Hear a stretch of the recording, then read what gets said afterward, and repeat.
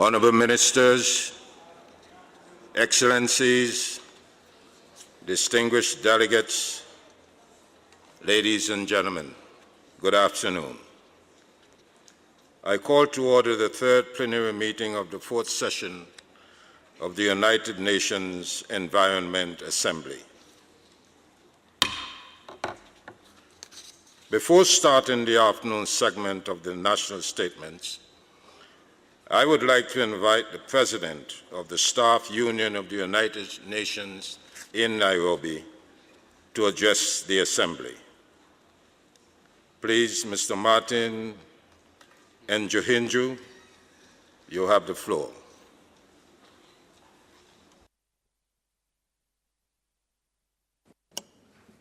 Thank you. Your Excellencies, President of United Nations Environment Assembly, government representatives, ministers, members of Committee of Representatives, heads of delegations, and participants, all protocols observed. On behalf of all United Nations staff members, I have the honor to welcome you to the 4th United Nations Environment Assembly here in Nairobi. As we play host to this all-important event in United Nations environment and indeed UN calendar, we wish to reaffirm our commitment to the United Nations General Assembly mandate entrusted to the staff members. Our gratitude to all governments and citizens attending the Assembly, and we look forward to your commitment towards meeting your obligations, including creating an enabling environment to meet the global challenges specifically reflected by the theme this session, Innovative Solutions for Environmental Challenges and Sustainable Consumption and Production. We take this opportunity to welcome Ms. Amina Mohammed, the Deputy Secretary General, Ms. Inga Anderson, the incoming Executive Director of UN Environment, to Nairobi Duty Station, the only UN headquarters located in the Global South. Special thanks to Ms. Joyce Msuya for her role as the Acting Executive Director of UN Environment. We also extend our regards to our host, Ms. Maimuna Sharif, Acting Director General of UNON and the Executive Director of UN Habitat. Karibuni, Nairobi.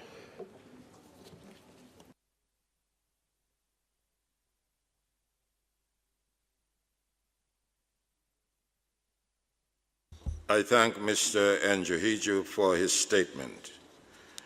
We will now continue with our session of the national statements. Our order of this session is as set out in the speaker's list.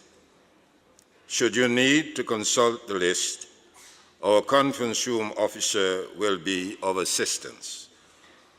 Before I invite our first speaker, I want to remind our delegates that during yesterday's plenary session, it was decided that a timer would be set in front of the speaker on the left in order to monitor the allocated time of 3 minutes while speaking. Secondly, the microphone will automatically turn off after the allotted speaking time and a small grace period. I urge all delegates to exhibit restraint and make your statement within the allotted time. Please be informed that a video and a written text of statements made will be published on the website of the Environment Assembly. On this note, I would like to remind delegates that have not yet sent their statements to the Secretariat to do so now. It's now my honor to invite Her Excellency Ms. Carolina Schmidt, Minister of Environment, to take the floor. Your Excellency, you have the floor.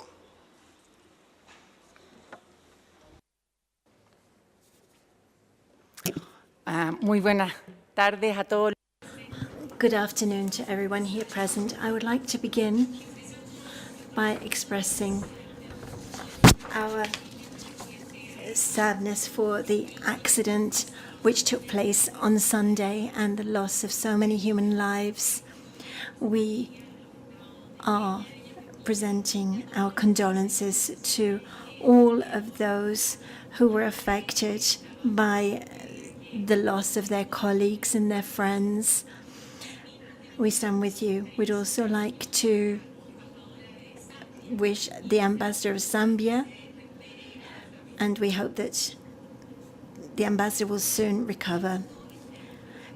We are facing a challenge of enormous dimensions to transform our model into one that will allow us to have zero climate effects. And there is a great sense of urgency, and this is climate change. In order to combat these challenges, we need to be resolved and to show ambitious involvement, because we need to have a model that will allow us to reach 100% of carbon neutral development. And this is related to the pollution and also the residues that are causing us problems. We need to change our way of thinking from a linear economy to a circular economy. And we are at a crucial moment for humanity and the protection of the environment for this generation and future generations. The information from the scientific community is showing us that we need to change. We have historically lived as if we had an infinite capacity to receive the waste, as if it were a landfill, and it's no longer the case. The message is clear, therefore. We need to leave behind the idea of the throwaway culture and change our consumption production patterns so that we can reuse our primary materials. And in Chile, we have already started in this direction to circularity. And this is through the initiative of an integral program for sustainable production and consumption, which has several axes to it: sustainable companies, informed consumers, and a sustainable public sector. These are three key stakeholders so that we are able to move towards this. The sustainable companies is seeking public policies which will allow it to make the transition towards the circular economy. And one of these is innovation towards new technologies, and technologies that will allow us to convert so that we can do this in a quicker. And one of these pillars is the law of extended responsibility of the producer, which we know as REP.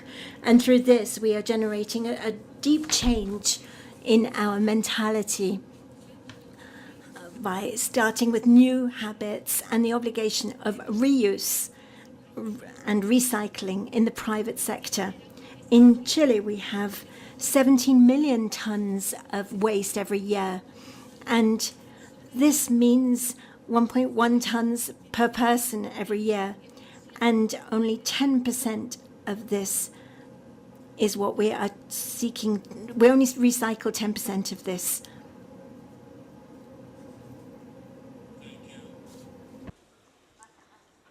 Thank you, Your Excellency. Your Excellency.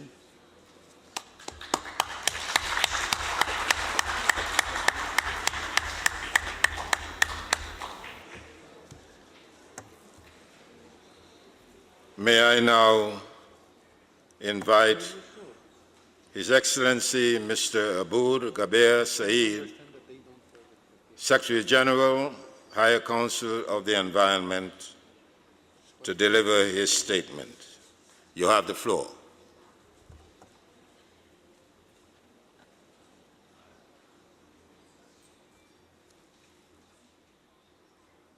الله الرحمن الرحيم. باسم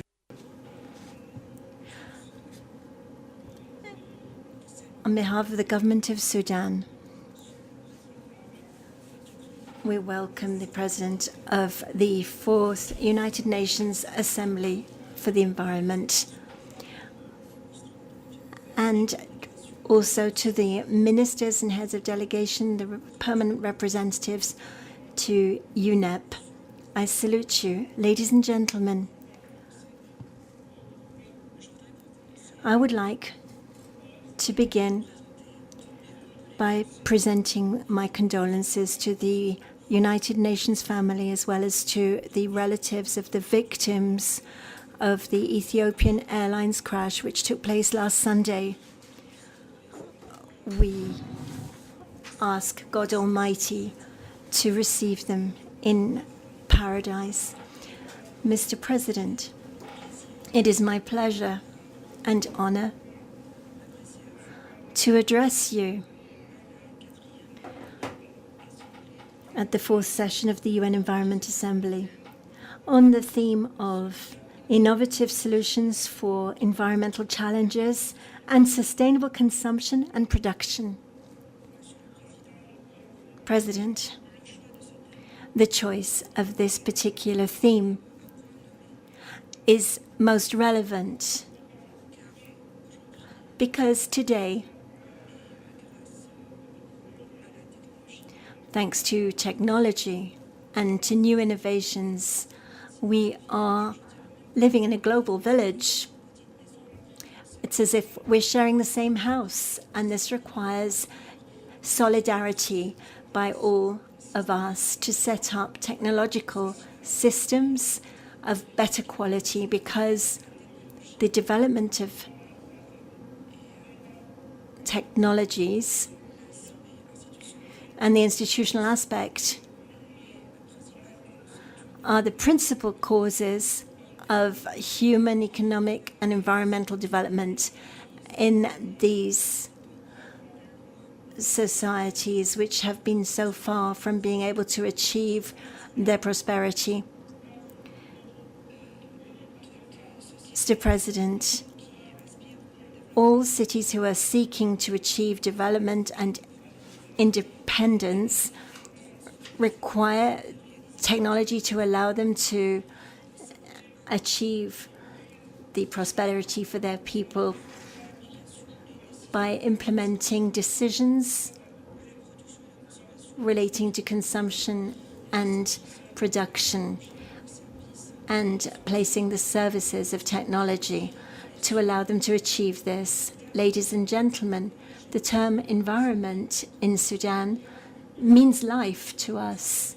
It's also synonymous with economy, society, stability. The stability of development in Sudan depends on the environment and natural resources which have been affected by ecological degradation. And this is why in Sudan we give this the highest priority. From this standpoint, we can summarize the principal environmental challenges in Sudan. Firstly, the negative impact of climate change on the rural economies and traditional economies. This leads to affecting the economy itself for the people of Sudan.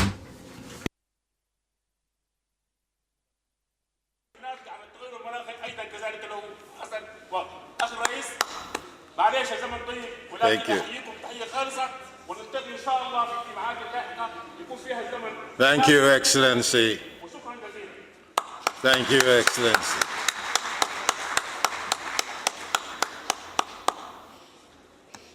I thank His Excellency for his statement. May I now invite His Excellency Mr. Khalil A. Tagafi, President of the General Authority of Meteorology and Environmental Protection, to make his statement, to deliver his statement. You have the floor. Thank you. In the name of God Almighty, the Compassionate, the Merciful, Your Excellency, Mr. Sim Kessler, President of the Fourth Session of UNIA and the Minister of Environment of the Friendly Republic of Estonia. Ladies and gentlemen, may peace of God fall upon all of you. On behalf of the government of the Kingdom of Saudi Arabia, as well as the Saudi delegation taking part in the Fourth Session of UNIA and the ministerial meeting, allow me to extend my thanks and appreciation to all of you and to convey all my condolences to the victims of the crash. I would like also to thank the CRP for the excellent preparation of this meeting. I would like also to thank all the representatives of the member states that worked very hard last week in order to prepare the draft resolutions to be adopted by this session. The Kingdom of Saudi Arabia attaches greater importance to all resolutions issued by UNIA in its previous sessions. We welcome also the draft resolutions of this fourth session, in particular those that are related to the following: food security, conservation of marine environment, reduction of plastic waste, chemicals, hazardous wastes, and air pollution.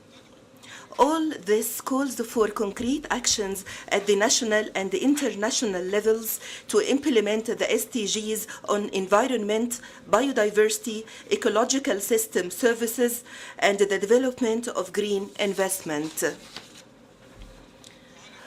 Your Excellency, ladies and gentlemen, the KSA welcomes the title of the Ministerial Declaration, Innovative Solutions for the Environmental Challenges and the Sustainable Consumption and Production. This comes quite well in harmony with Saudi Arabia's Vision 2030 by focusing on the following: ambitious nation, prosperous economy, and vibrant society. The Kingdom of Saudi Arabia has started implementation of this vision by designing national strategies, developing sustainable investment to protect the environment, confronting challenges, and promoting sustainable consumption and production.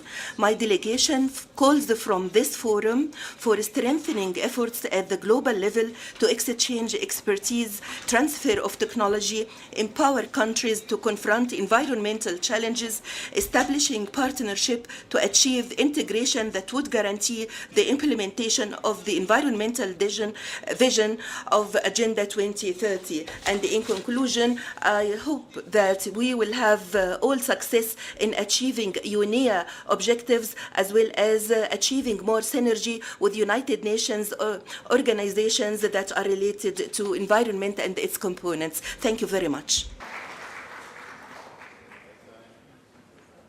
I thank His Excellency Mr. Tahir Al-Tagafi for his statement. And may I now invite His Excellency Mr. Joseph Jote, Minister of Environment, Haiti, to make his statement. Mr. Minister, you have the floor.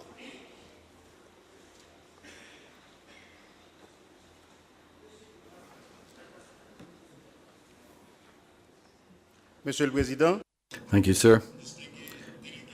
Distinguished delegates and representatives of member states, ladies and gentlemen, on behalf of the President and the government of the Republic of Haiti, I should like to start my statement by extending my condolences to the Ethiopian government and to the families of the victims of the tragic accident of the Ethiopian Airlines flight, which led to the death of 157 people, most of whom were coming to participate at this conference.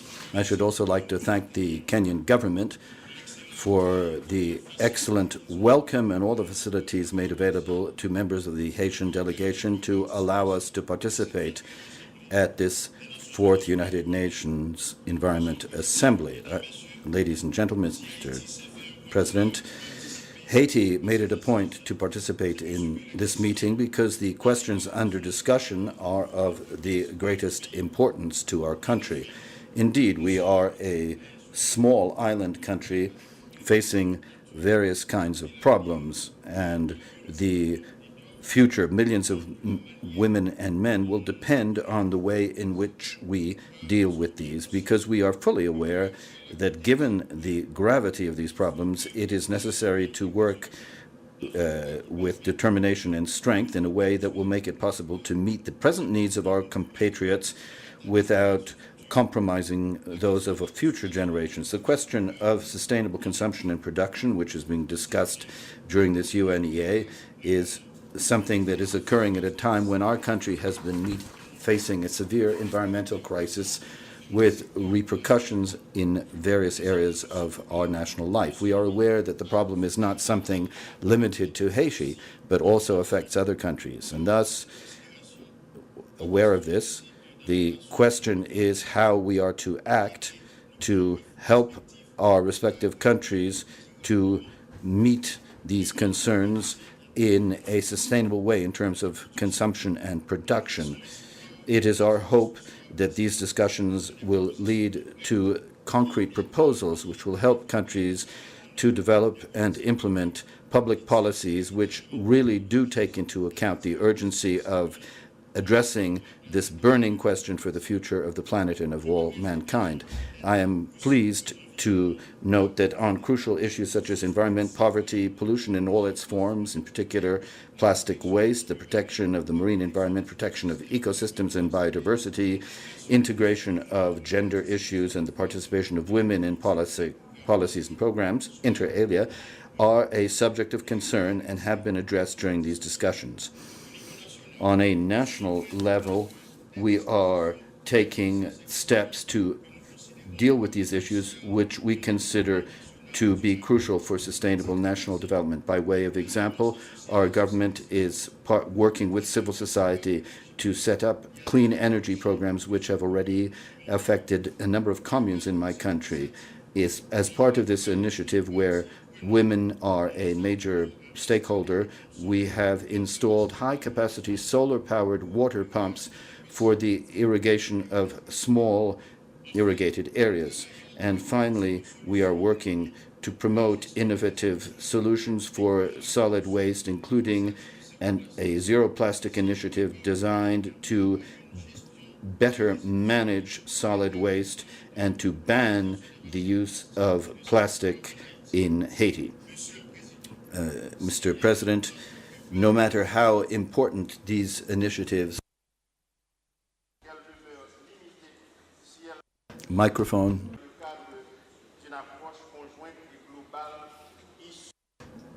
No microphone. I thank you, Entre toutes les Excellency. nations. En ce sens, nous saluons la tenue de Along these lines, we welcome the holding of this meeting, which has made it possible for us to address these problems while hoping to reach courageous decisions that are commensurate with the difficulty of the problems facing us. Thank you.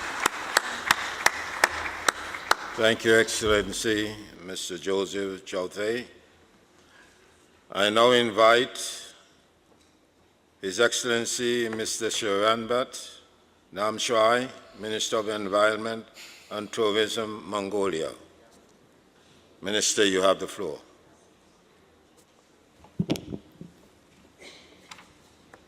Your Excellencies, distinguished guests, ladies and gentlemen, on behalf of Government Mongolia, its people, I would like to express appreciation to the Government of Kenya for the great hospitality, United Nations Environment for the preparation and arrangement for this assembly, and a special thank to the President of UNEA for taking leadership on this very important theme on sustainable innovation and mainstreaming sustainable consumption and production. Mongolia is proudly presenting to you all here some of the progress and achievement we have gained in period of third and fourth session of UNEA. Aligned with its national strategies and pledged commitment towards global environmental benefits, the partial ban on single-use plastic bag is enforced by 1st of March. Ban on raw coal consumption at urban, mainly at the capital city where half of population live, would be effective of this way. As preparation towards better implementation, the government engages with private sectors researchers, academias, as well as civil societies to promote innovative and alternative solutions that can be applicable nationwide. The Green Passport Campaign. The campaign is organized and still on active engagement with youth and children nationwide, based on the voluntary and action-oriented approach. Through this campaign, Mongolia is aiming to build a strong and active young generation to pro-environment and green and sustainable development, while recognizing the role of youth and children is very crucial at all stages of any actions.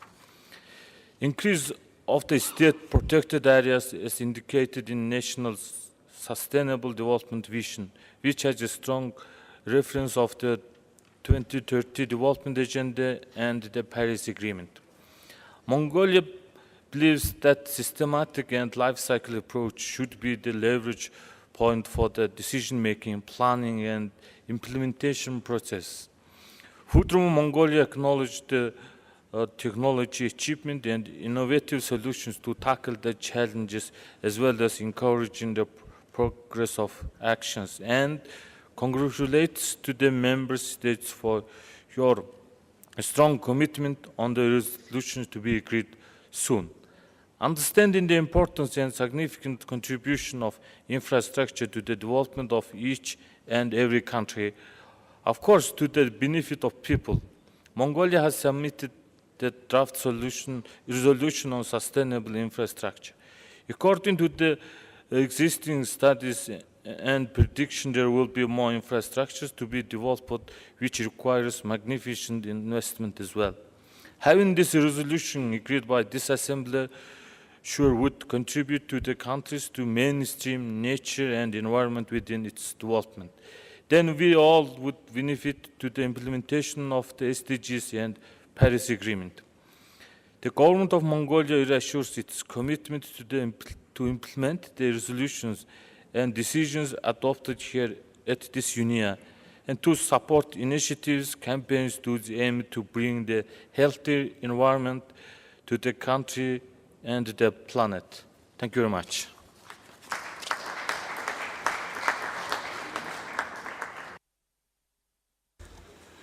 I thank His Excellency for your statement. May I now invite His Excellency Mr. Paul Oquist of Nicaragua to deliver his statement. Your Excellency, you have the floor. Muchas gracias. Thank you very much, Mr. President. President Daniel Ortega Saavedra, the Vice President Rosario Murillo Zambrano, and the Government of Reconciliation and National Unity and the people of Nicaragua would like to extend our deepest condolences and solidarity to those who lost their loved ones in the airline crash last Sunday.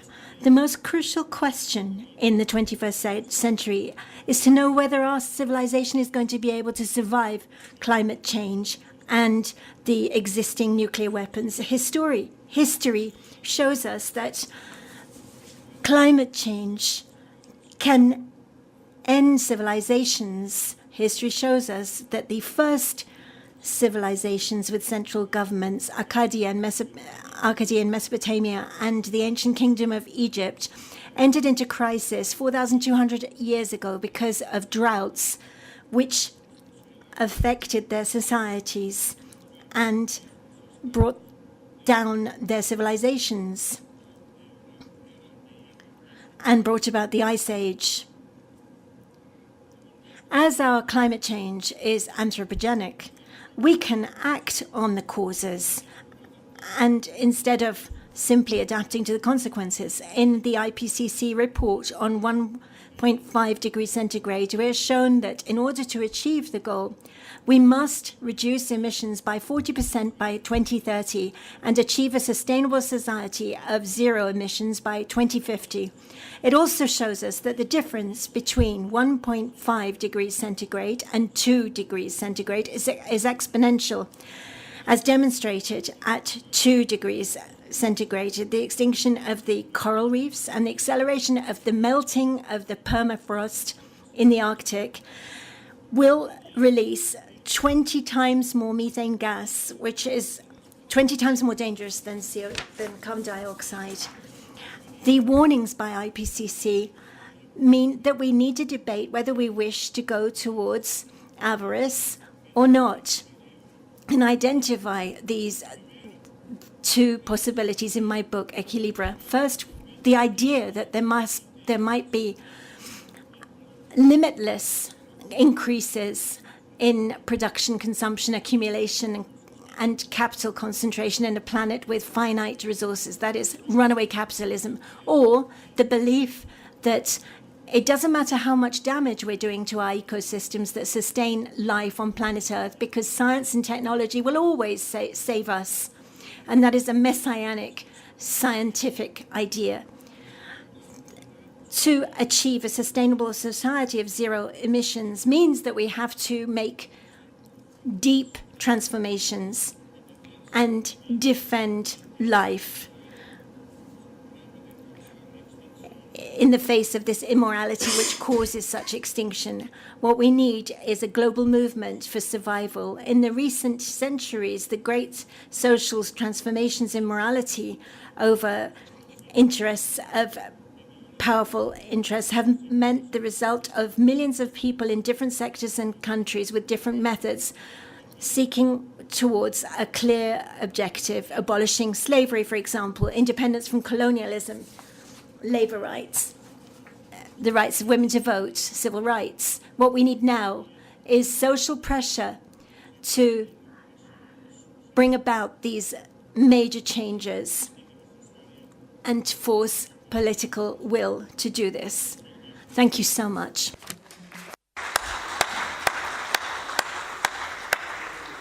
I thank His Excellency, Mr. Paul Oquist, for his statement. I now invite His Excellency, Mr. Lamin B. Dibba of Gambia, Minister of Environment, Climate Change and Natural Resources, to deliver his statement. Mr. Minister, you have the floor. Thank you, Mr. President. Mr. President, honorable ministers, distinguished delegates, ladies and gentlemen, the Republic of the Gambia cherishes the national ecological resource base of the environment, which is essentially the basis for livelihood across the country. Overall, the country's rich biodiversity is at risk of depletion due to habitat destruction, urbanization, agricultural expansion, and wood utilization. Furthermore, the Gambia is faced with challenges on waste collection and management. In addition, Mr. President, the Gambia, like many other developing countries, is bearing the burden of climate change impact with associated environmental and socio-economic losses. The phenomena continue to drive environmental and natural resource degradation, such as decline in annual average rainfall and high consumption rates of our forest resources. At national level, Mr. President, the Gambia has put the preservation and protection of the environment at the highest level. We have developed national policies, programs, and projects, legislations that are geared towards protection of the environment for the present and future generations. Such policies include the Gambia Environment Action Plan 2010 to 2018, National Climate Change Policy 2016, Strategic Environment Assessment Policy 2017, and recently the Forest Act 2018. Some of the concrete steps taken by the government of the Gambia to address certain environmental challenges include, among others, on climate change impact, the Gambia has developed a strategic program on climate resilience with the support of the World Bank through the African Development Bank to provide the country with an overarching climate policy, climate-friendly investment framework. We have also tasked ourselves through our nationally determined contribution to the Paris Agreement to drastically reduce greenhouse gas emissions from key sectors of the economy. We plan a 44.4% reduction by 2025 and 45.4% reduction by 2030 with domestic and international support. Mr. President, to achieve this ambitious goal, we have collaborated with our sub-regional partners within the framework of the Organization of the Gambia River Basin, the OMVG, to provide member countries with cleaner energy hydropower.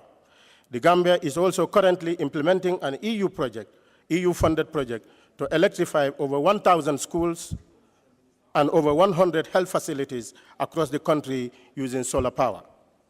With the implementation of these two projects, Mr. President, this will reduce our dependence on fossil fuel by more than half, which invariably reducing deforestation mainly in the rural area.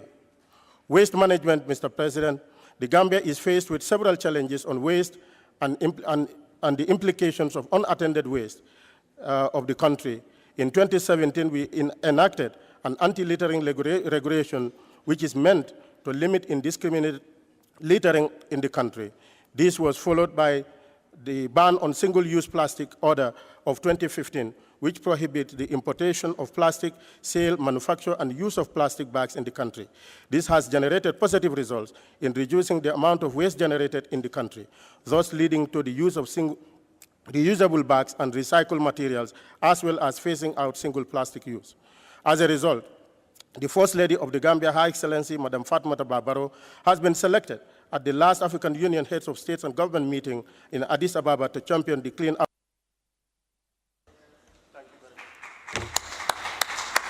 Thank you, Your Excellency, Mr. Debo, Minister Debo. I now invite His Excellency, Mr. Eric Grigorian, Minister of Nature Protection, Armenia, to make his statement. Thank you. Distinguished Chair, Your Excellencies, Ministers and Delegates, on behalf of government and people of Armenia, I would like to express our deepest condolences to the families that have lost their loved ones on Ethiopian Airlines Boeing flight. The Republic of Armenia highly values the opportunity to share our views with member states, civil society, private sector, and other stakeholders for bringing the environmental issues to an international level of attention. Recognizing that unsustainable consumption and production practices have a significant impact on economies, environment, and the people.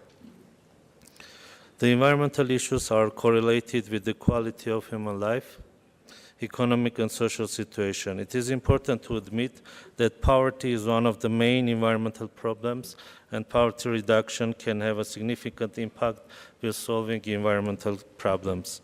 We believe that environmental activities are not extra cost anymore, but economically efficient and socially fair long-term investment for our present and future. The government of the Republic of Armenia emphasized the importance of the integration of economic and environmental policies, and we believe that the best economic decisions are definitely made once the environmental components are taken into consideration. Moreover, the environmental activities are more efficient when they are harmonized with economic and social factors. One of the successful examples of our implementation path is the world's first national SDG Innovation Lab that is a joint initiative of the government of Armenia and the United Nations. The lab was set up in 2017 to draw upon innovative methodologies from across the world to support and accelerate the SDG implementation. I would also like to highlight that Armenia has joined to the GEF7 Global Electric Mobility Program, and in this respect, the government has passed a decision according to which the import of electromobile will be waived from VAT. The government of the Republic of Armenia initiated the process of the gradual pass-out of single-use plastics, and the relevant legislative package is currently under development. Armenia will intensify its private sector participation in environmental actions, since the business engagement is key to developing and performing detailed country-specific environmental plans and programs. Ladies and gentlemen, Armenia is also taking important steps to address the climate change, considering that Armenia was ranked 4th among the most climate vulnerable countries in the region.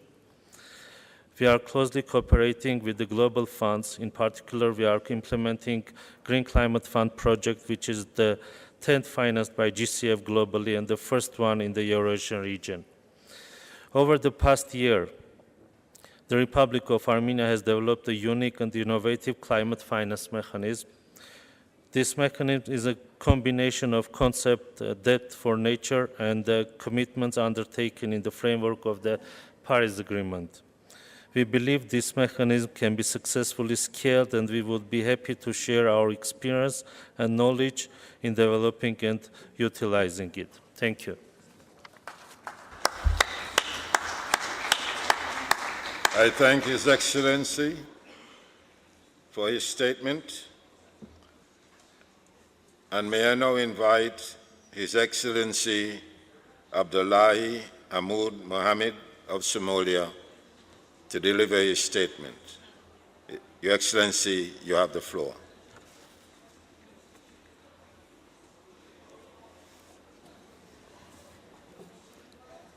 Thank you, Chairman. Bismillah ar-Rahman ar-Rahim. Excellencies, colleagues, distinguished delegates, ladies and gentlemen, all protocols observed. Let me first of all register our appreciation to UNEP for the excellent arrangement in organizing and preparing for this conference. We also thank the government of Kenya for the warm hospitality accorded to my delegation. Environmental resources of Somalia, like elsewhere in the world, form the foundation and the basis of the socio-economic development of the country. The country has very rich and diverse biomass and ecosystems that have for generations supported the livelihoods of the population. As a predominantly agro-pastoral society, the health and well-being of the population depends on the health of the ecosystems. Over the past 30 years or so, however, due to the long period of conflict, the natural resources base has become a major victim. The breakdown of governance and management systems have led to devastation and degradation of the natural resources due to the uncontrolled overexploitation driven from externally as well as internally. Forests and rangelands have been plundered, the oceanic resources have been overexploited, and tons of illegal toxic waste have been dumped along our shorelines. These destructive practices have not just led to further impoverishment of the populations, but unfortunately have become a source of insecurity. The illegal actions perpetrated mostly by external actors contribute to the fueling and prolonging of the conflict. The illegal export of charcoal by criminal cartels have been confirmed to be a source of illegal funds to the extremist groups, while the illegal, unregulated, and unreported fisheries of our coastline fuels criminalities that remain the source of insecurity in Somalia, as well as neighboring countries. We continue to voice our concerns about these destructive activities at global forums like UNEA, and we urge and call for concerted global action. Needless to say, we are all interconnected, and the dumping and destructions in Somalia have far wider reach and implications beyond the poison sites in our country. We are happy that the UN Security Council, UNEP, and other UN agencies have recently prioritized the issue of illegal charcoal exports, and we thank the development partners who have come to support these initiatives. We wish to call for more commitment and support from the destination countries for this illegal charcoal. A lot more needs to be done if we are to achieve the goal of leaving no one behind. As we struggle with the destruction of natural resources as elsewhere, the impacts of climate change remains a matter of life and death for Somalia. Climate change and the associated desertification and land degradation impacts the country's growth and recovery potentials.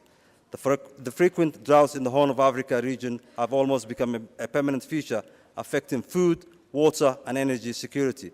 Internal displacements and migrations of climate refugees due to the ravaging effects of climate change is a common phenomenon today. Without enhanced commitment to support adaptation efforts, the attainment of the Sustainable Development Goals will become that much more distant and difficult. We urge for the greater cooperation and support in tackling the menace of climate change and desertification. Somalia is willing and welcomes all partners to join us towards achieving poverty eradication and environmentally sustainability. I thank you all.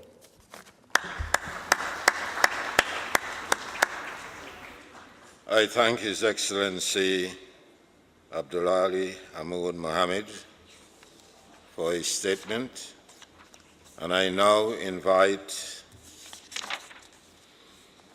His Excellency Mr. Joang Molapo of Lesotho to make his statement.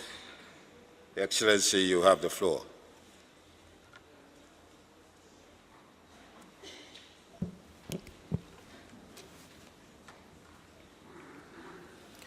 Mr. President, Excellencies, distinguished ladies and gentlemen, we bring greetings from His Majesty King Letsie III, the government and the people of the Kingdom of Lesotho. The Basotho Nation wishes to extend its deepest and most sincere sympathies and condolences to all those affected by the tragedy of the Ethiopian Airlines crash.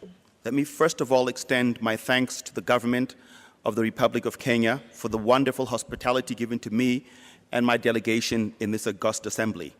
This forum provides an opportunity for all of us gathered here in Nairobi in our assortment of differing responsibilities, needs, and contributions to deliberate and recommit ourselves to the requisite and urgent actions needed to address the myriad of environmental challenges that continue to challenge us in all corners of this planet that we have as our only home.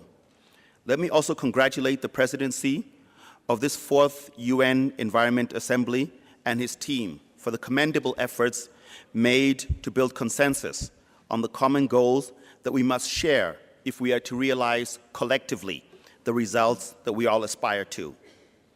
Mr. President, Lesotho supports wholeheartedly the sentiments expressed by the Africa Group. In this statement, we seek to underscore the following when addressing the theme of this assembly, which is innovative solutions to environmental challenges and the sustainable consumption and production.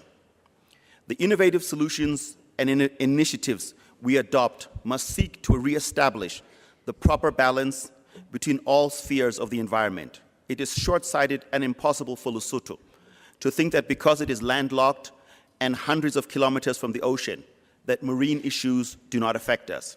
We live high in the mountains of southern Africa, in our own unique alpine environment, but the issues and challenges of the rainforests, of those of clean air a continent away impact us. The interconnectivity and interdependence of our planetary ecosystems should be a continuous and ongoing lesson to us as governments about the need for genuine cooperation and mutual respect. May I humbly offer that the urgency and priority of required actions will differ for each continent, region, or country, and the appropriate response will depend on the conditions associated with a particular situation. The actions proposed must contribute not only to addressing the local issues, but must also contribute to the overall success of regional and global goals. Notwithstanding the intrinsic interconnectedness and interdependence of all aspects of the environment, we have to manage and continue to focus on sustainability. We talk on this continent about Agenda 2063 and the Africa we want. There are other important Pan-African framework programs, other global programs under the various multilateral environmental agreements. We as a nation subscribe fully to the objectives and work steadfastly towards the targets of the Sustainable Development Goals.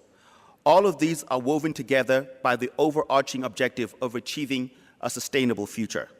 For us in Lesotho, proper land management remains a critical challenge to our long-term sustainability. The elevation of Lesotho ranges between 1,500 and 4,000 meters above sea level. It is a country with the highest low point in the world. Over 63% of the land base is mountainous. It is truly the kingdom in the sky. It is also sometimes referred to as the water tower of Southern Africa.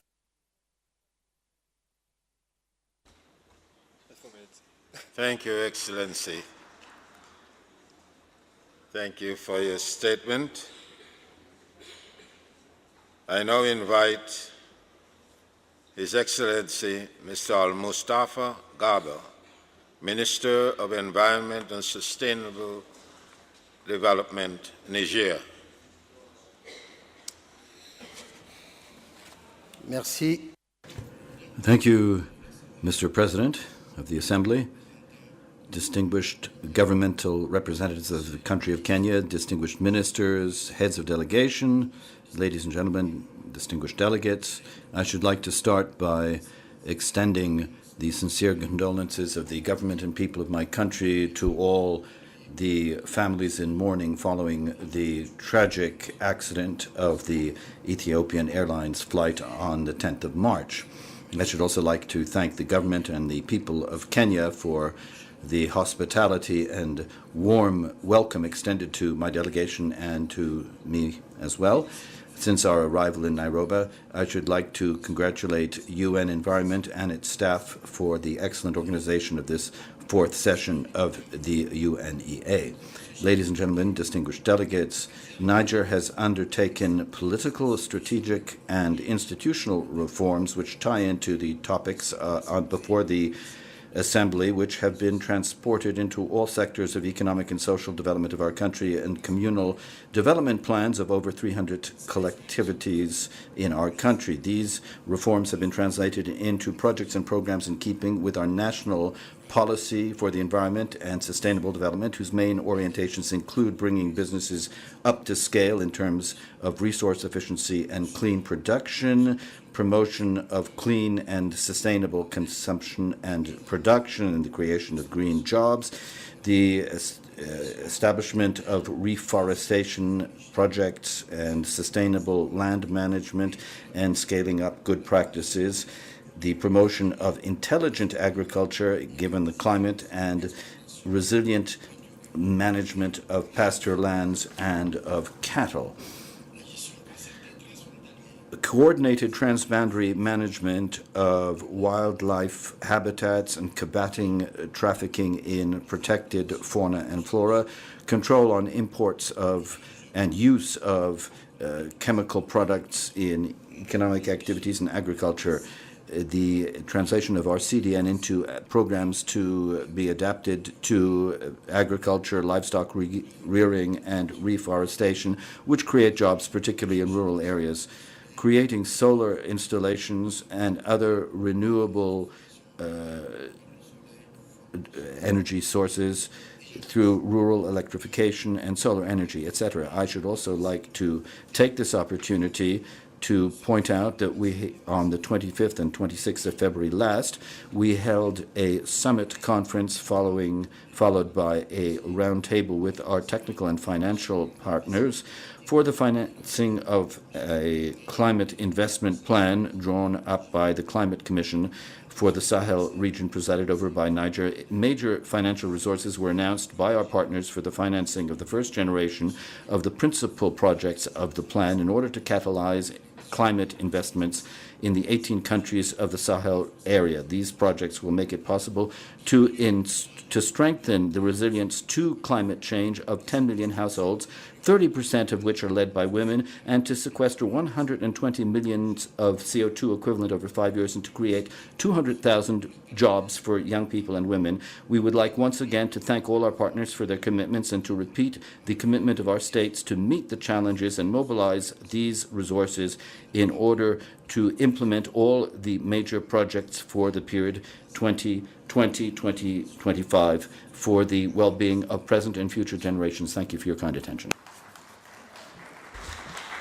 I thank His Excellency Al-Mustafa Garba for his statement, and I now invite His Excellency Dr. Mr. Mehmet Emin Bapina, Turkey, to deliver his statement. Your Excellency, you have the floor. Thank you, Mr. President. Excellencies, ladies and gentlemen, I would like to thank to the UN Environment for their excellent work in organizing UNEA 4 and the government of Kenya for their hospitality. I would like to express my deepest condolences to the United Nations and its member states for sad accident that took place 3 days ago. Honorable delegates, as an innovative solution for the waste management, Turkey initiated the Zero Waste project in 2017. This project continues under the auspices of our First Lady, Her Excellency Madam Emine Erdogan. With the dissemination of this project nationwide, the recovery rate will increase by at least 35%, providing additional employment to 100,000 people and approximately 4 billion US dollars contribution to the Turkish economy by 2023. Also, an amendment to the environmental law was enacted in 2018, which introduced fee for plastic bags, recycling share fund, and compulsory deposit implementation. Furthermore, we are going to organize the first ministerial conference on zero waste on November 1st and the 2nd in Istanbul this year.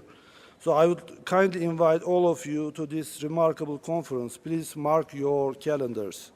Honorable delegates, zero waste approach contributes to our marine protection activities as well. We extend significant efforts towards protecting our marine environment, which we call blue homeland.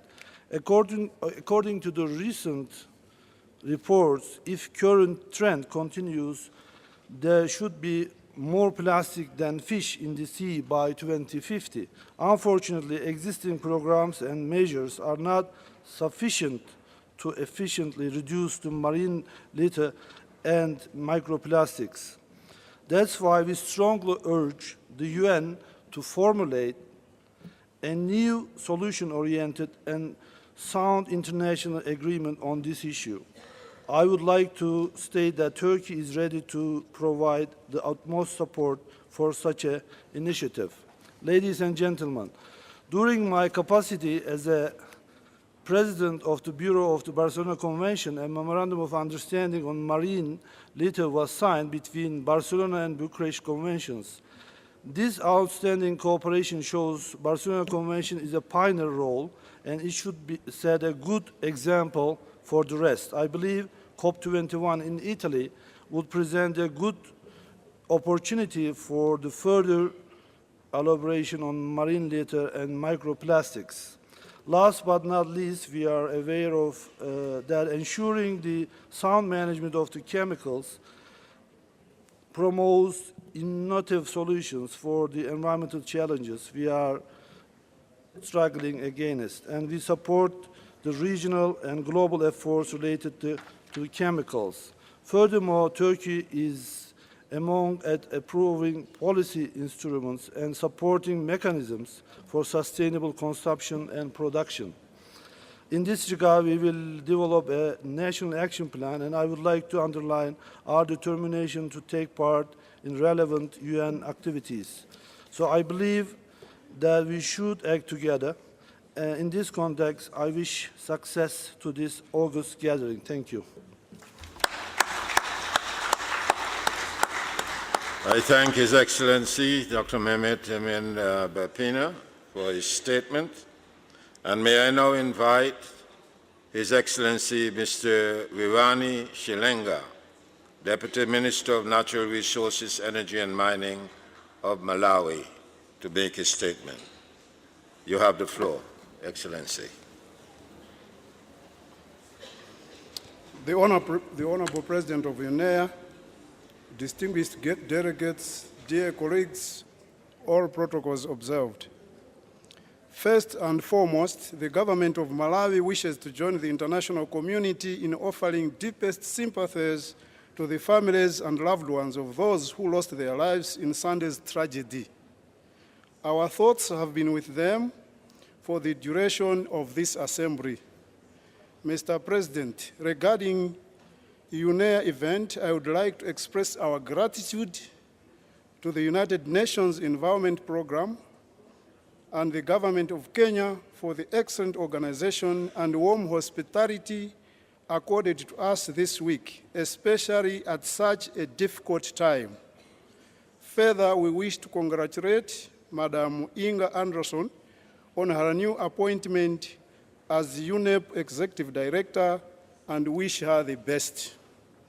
Mr. President, Malawi would like to align itself with the statement delivered on behalf of the African Group by my Ethiopian brother, Minister of Environment, Forestry and Climate Change, Professor Fekadu Beene Aleka. Malawi is blessed with rich biodiversity, which is essential for our very survival, and without a healthy ecosystem, the economic growth, poverty reduction, food security, and disaster resilience will not be possible. We therefore recognize the urgent need to keep the ecosystems healthy through sustainable land management and ecosystem restoration. Mr. President, this aspiration cannot be achieved in isolation if there is no collaboration among governments, multilateral institutions, the private sector, and non-state actors in our activities. Engagement across all sectors of society is critical to bring about the lasting social and behavioral change. With the policy framework that has been built to achieve sustainable growth, a progressive approach is required, harnessing new thinking, science, and technology. Distinguished delegates, Malawi wishes to renew its call to the Executive Director of UNEP to expedite implementation of all the previous UNEA and Governing Council decisions and resolutions in a balanced manner, especially those of priority to Africans, in as much as renew our urge to UNEP to develop at the earliest opportunity in consultation with the member states a monitoring mechanism by which we can track and assess the status of implementation of our previous and future resolutions. Finally, Mr. President, Malawi is fully committed to supporting and promoting implementation of all resolutions made by UNEA 4, and we pledge to demonstrate and implement the decisions in full. I thank you for your kind attention. I thank His Excellency, Mr. Shilenga, for his statement. And may I now invite His Excellency, Mr. Ian Shimpianu of Romania, to make his statement. Your Excellency, you have the floor. Thank you, Chairman.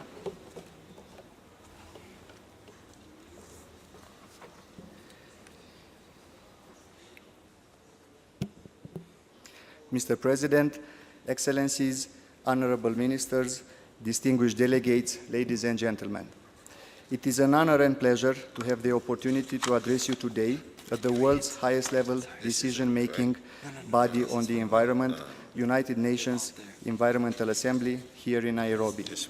We are saddened by the tragic circumstances that affect this meeting. We express our deepest condolences for those who lost their lives in last Sunday's tragic event. Their absence increases our responsibility to make this meeting a success.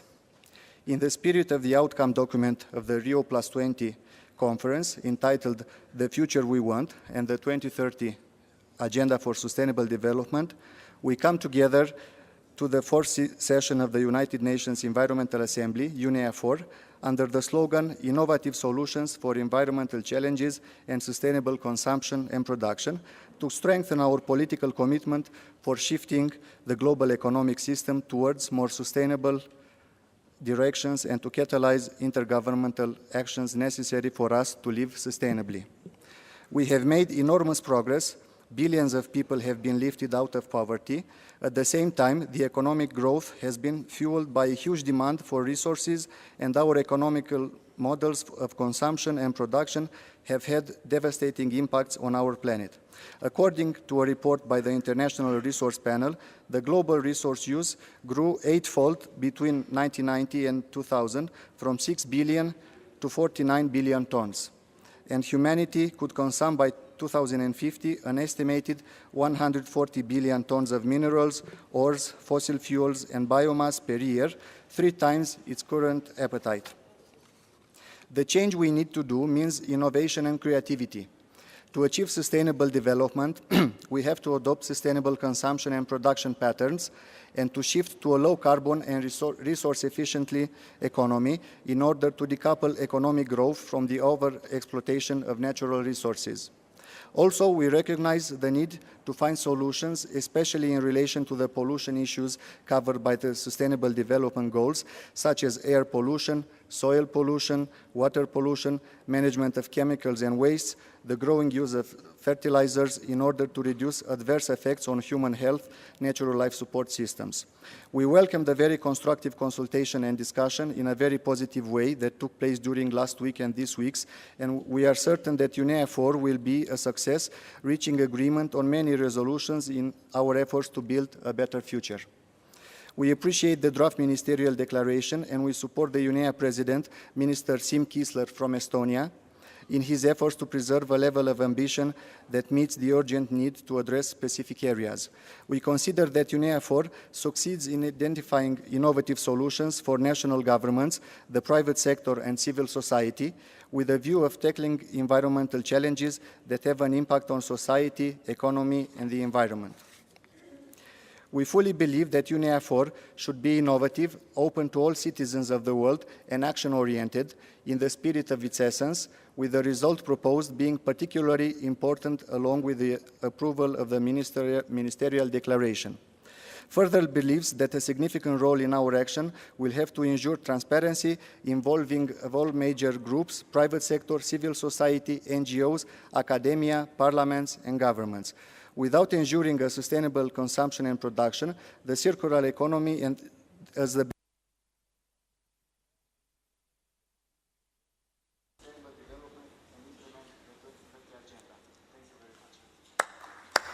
I thank His Excellency, Mr. Ian Simpiano, for his statement.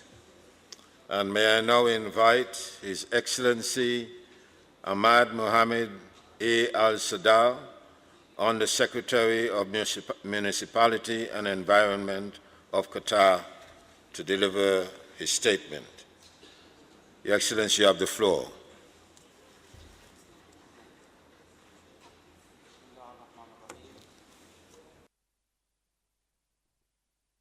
It's not working.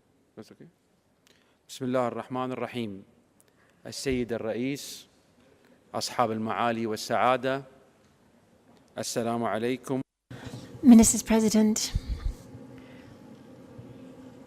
first of all, I would like to take this opportunity to express our deepest condolences after the airline crash which took place in Addis Ababa. And we'd also like to thank the people and government of Kenya for their hospitality. Our presence here, President, shows our conviction as the international community of the need to coordinate and cooperate together so that we can protect the environment through innovative solutions to face the challenges which haunt progress for the world. Ladies and gentlemen, I would like here to particularly highlight the need to deploy all necessary efforts in order to ensure environmental sustainability for current and future generations. These processes should be made at all levels, national, regional, and international, by implementing initiatives and action programs to bring about the goals of sustainable development by 2030 and to be adapted to the circumstances of each nation on the basis of common but differentiated responsibilities in order to safeguard our common home and to work towards a better future. Ladies and gentlemen, I would like here to highlight the importance of paying tribute to the theme of this session of the UN Environment Assembly, which is an opportunity to exchange so that we can set up the strategies and lay down the foundations for the diverse processes that are required for the environment, as well as the supporting role that the General Assembly, that the Environmental Assembly plays. Qatar, convinced of the importance of the global community facing the challenges have set up rules and laws for regulating the protection of the environment. We place protection of our resources at the heart of our strategies for development, beyond the implementation of many plans that support our Sustainable Development Programme and the protection of the environment for future generations, and this through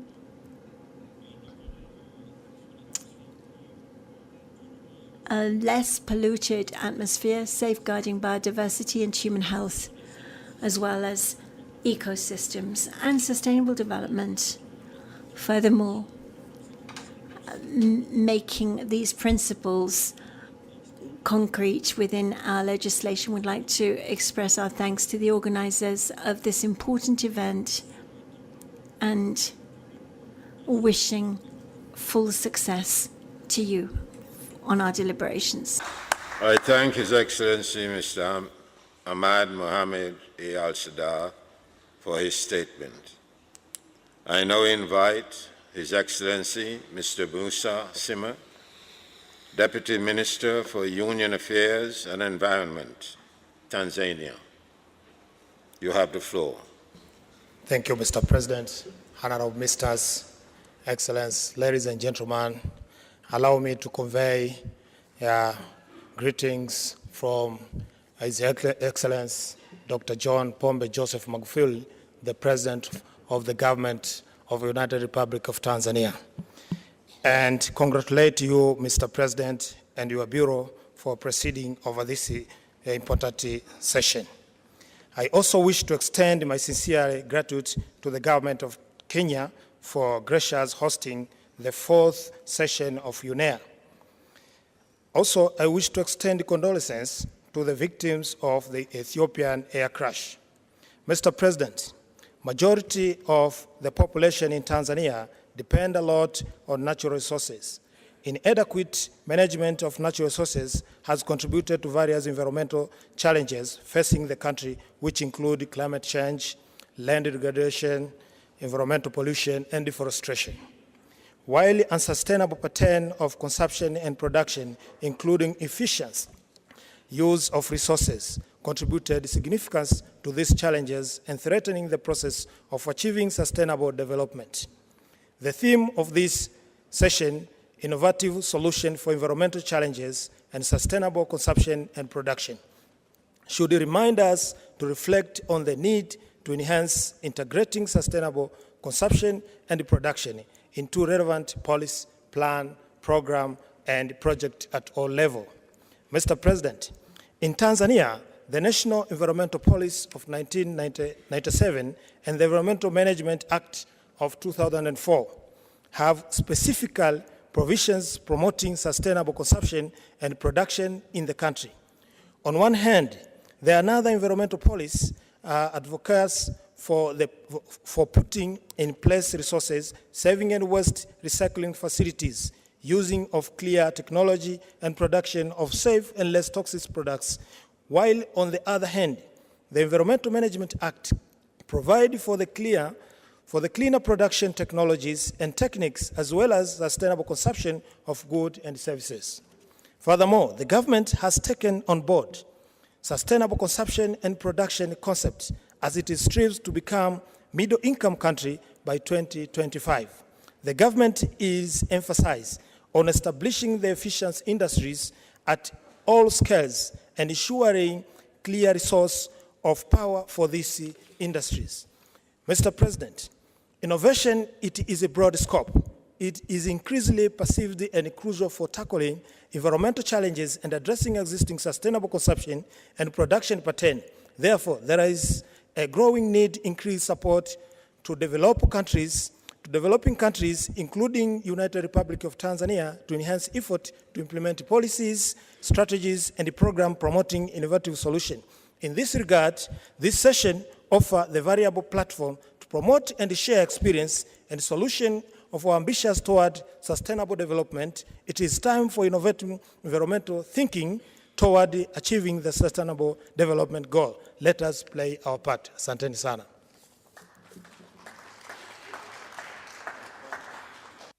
I thank His Excellency Mr. Musa Simmer for his statement. May I now invite His Excellency Mr. Arthur Storms-Pless, Parliamentary Secretary of the Ministry of Environmental Protection and Regional Development for Latvia. You have the floor. Thank you, Mr. Chairman. Mr. President, Excellencies, ladies and gentlemen, Latvia aligns itself with a statement of the European Union and its member states. UNEA 4 aims to foster the use of innovative solutions for environmental challenges and transition to sustainable consumption and production. Therefore, the consequential outcome of UNEA 4 should be reflected in strong ministerial declaration and concise resolutions.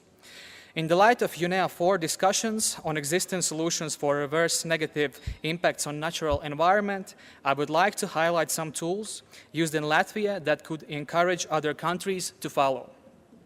In Latvia, we have established legal basis for green public procurement with specific environmental criteria for public procurement of goods and services such as food, cleaning products, lighting, and more. Similarly, we promote the application of green public procurement in construction sector where investments will have a long-lasting impact.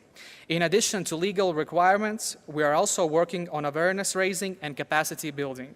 For example, we have developed product lifecycle cost assessment calculator and organized annual training of procurement specialists. Furthermore, considerable work is taking place in order to facilitate and accelerate the transition to circular economy.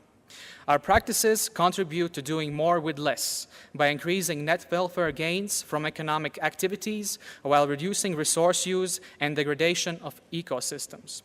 Latvia has further strengthened one of the core economic instruments serving for environmental purposes, the natural resource tax, by regularly reviewing both the tax rates and tax base in order to target the polluting activities and enhance resource efficiency. Expected co-benefits include reduced pressure on environment, a more efficient use of resources, and changing consumer behavior. Innovative solutions should also support the promotion of startups, business development, innovation, and technology transfer, as well as cooperation between research and business. In Latvia, we are also actively exploring a wide range of innovative solutions. For example, a wider use of digital services and interconnectivity between information systems allows environmental authorities to track waste streams within the country and gives citizens access to information regarding the nearest waste separation points. Last but not least, I would like to emphasize the essential role of early and effective involvement of all stakeholders in order to facilitate accountability and inclusiveness. Empowering citizens and civil society groups is a valuable way to achieve sustainable consumption and production patterns and move towards circularity. Enabling a circular economy translates to many cross-cutting solutions for sustainable development goals. Therefore, transition to circular economy should be our priority. Thank you. I thank His Excellency Mr. Arthur Storms-Pless for his statement. May I now invite His Excellency Ambassador Martin Gomez-Bostalo of Argentina to make his statement. Ambassador, you have the floor. Gracias. Thank you very much, Mr. President. First of all, we would like to express our most sincere condolences to the families of the victims of the tragic accident last Sunday and to the governments who have lost their nationals. Mr. President, distinguished ministers and delegates, excellencies, ladies and gentlemen, the Argentinian delegation shares this meeting with the same commitment and conviction that we had at the very first assembly, recognizing that these fora for dialogue contribute to define a future for our planet and therefore the future for the life of present and future generations. In this regard, it is appropriate to note that we conceived the environmental agenda and the sustainable development agenda as fundamental components for the agenda on human rights. Because of the effects of nature in our societies, it's necessary for us to take measures to create infrastructure and to protect our most vulnerable people, given that when the environment is degraded, those who are most affected are humans, and those who have the least lose everything. Therefore, it is an obligation for states, and therefore we should guide international cooperation. Over these days, we are proposing that we deliberate once again on our common home, taking into account the objectives of sustainable development and taking up the challenge of turning these into the dashboard for the management by our governments. The theme of our assembly requires us to reflect on production and consumption levels achieved by our modern societies and to ask us whether this goes hand in hand with a healthy planet. It's necessary to progress towards cultural change so that profitability of whichever economic activity goes hand in hand with sustainability. Nothing should be seen as profitable if it's not sustainable. We need to move from the linear model to a circular model, including the term not just economy but also government. Having held the G20 presidency in 2018, we had the opportunity to hold high-level discussions on a key component of the consumption and production concept, efficiency in the use of resources. And for that reason, we continued with that theme and initiated the dialogue on resource efficiency of the G20.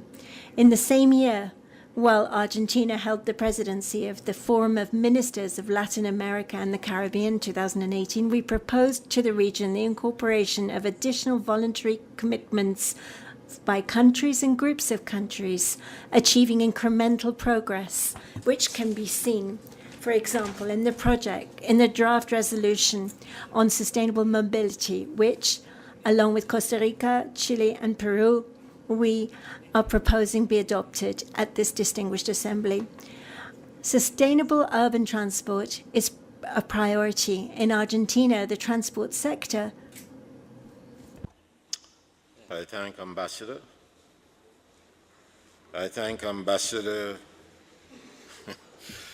Martin Gomez Bastillo for his statement. And may I now invite Dr. Ms. Cheryl Case, Head of Delegation, United Kingdom, to deliver her statement. Dr. Case, you have the floor. Thank you. Mr. President, Excellencies, distinguished delegates, ladies and gentlemen, I would like to join others in sharing the condolences of the UK to everyone affected by the tragic plane crash at the weekend. The loss of friends and colleagues who were travelling to be with us at the meeting is a great sorrow, and they will be sorely missed. I am speaking on behalf of my minister who has been unable to travel to Nairobi. The world is facing unprecedented global environmental challenges. Tackling climate change, biodiversity loss, and the unsustainable use of natural resources will require transformational changes as well as innovative solutions. The UK government is committed to leave the environment in a better state than we found it. Our 25-year environment plan, published in 2018 by the Prime Minister, is already being put into action. In December, we launched the Resource and Waste Strategy for England. It sets out how we will preserve natural material resources by minimising waste, promoting resource efficiency, and moving towards a circular economy. On plastics, the UK will take additional measures beyond those already underway. We are consulting on a tax for plastic packaging with less than 30% recycled content, and we have established a Plastic Pact partnership between government and industry. And we support the Global Plastics Action Partnership led by the World Economic Forum. On climate change, the UN Secretary-General's Climate Summit in September is a crucial moment to accelerate action. and the UK is leading on climate resilience at the summit. We hope that you will stand with us in committing to actions that will transition us to a climate-resilient planet. The UK is also committed to playing our part to develop and deliver an ambitious post-2020 global biodiversity framework. This will be adopted at the 15th Conference of the Parties to the Convention on Biological Diversity in 2020. We will develop our ambition on biodiversity with a holistic and integrated approach with climate change. This is essential to successfully address the complexity of drivers and their impacts on nature. A strong understanding of the economics of biodiversity is essential for us to make better policy decisions and to communicate the economic and environmental rationale for actions on biodiversity to all those that need to take them. Today, the UK has announced a major new global review of the economics of biodiversity, led by Professor Sir Partha Dasgupta. Transformational change is necessary for governments and all stakeholders, including industry and the private sector, and together we must develop and implement plans of action. We thank UNEP for providing the platform to bring us together and for their work in these areas, and we look forward to working with all parties to deliver positive global change. Thank you.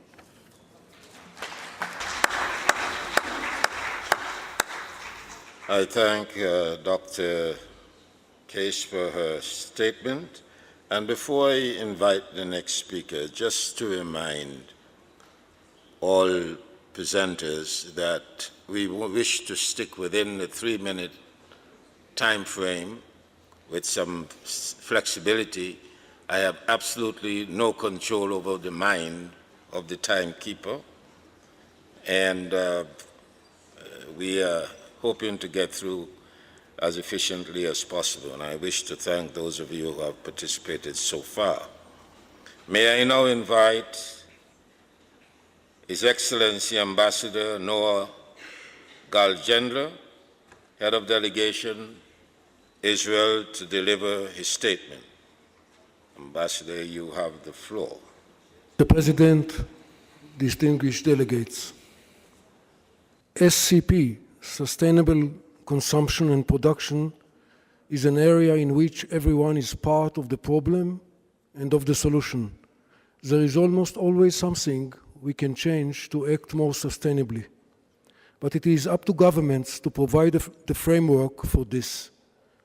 Governments must promote policy and technological innovation to break the link between growth and increased resource use. I would like to demonstrate this with an example. The annual demand for fresh water in Israel is almost double the availability of natural fresh water and is expected to increase as the population grows. So how are we able to bridge this gap? With the right combination of innovative solutions. On the demand side, a blend of regulatory, information, technological, and economic tools led to large water saving in consumption. Most of Israeli irrigation crops use drip irrigation, which saves up to 70% of water. On the supply side, we implemented cutting-edge technological solutions. Israeli consumers get water from the largest and most cost-effective reverse osmosis plants in the world, using local technology. At the same time, 86% of wastewater is reused, by far the highest rate in the world, supplying over 50% of agricultural irrigation water and freeing fresh water for domestic use. Stringent quality standards enable unrestricted irrigation. But Israel has been promoting SCP in an array of areas, not only water. The 2017 plastic bag law led to nearly 80% reduction in plastic bag use and to a much cleaner coastal and marine environment. Despite a very small fee, $3 for plastic bags, small steps can have a significant environmental impact. A SCP National Action Plan for Israel for the years 2015-2020 was prepared as part of the EU-funded SwitchMed program implemented by UNIDO and UN Environment and involving all sectors. The roadmap addresses issues such as best practices for SMEs and government companies, green investment, green public procurement, environmental labeling, and prevention of greenwash. We are now planning to update the SCP National Action Plan beyond 2020. In addition, as part of transforming the way our economies work, Israel is preparing a long-term strategy for a low-carbon economy in 2050. Israel is also currently establishing an environmental efficiency knowledge center, which will act as a hub and provide tailor-made consulting services to improve the environmental performance of industry.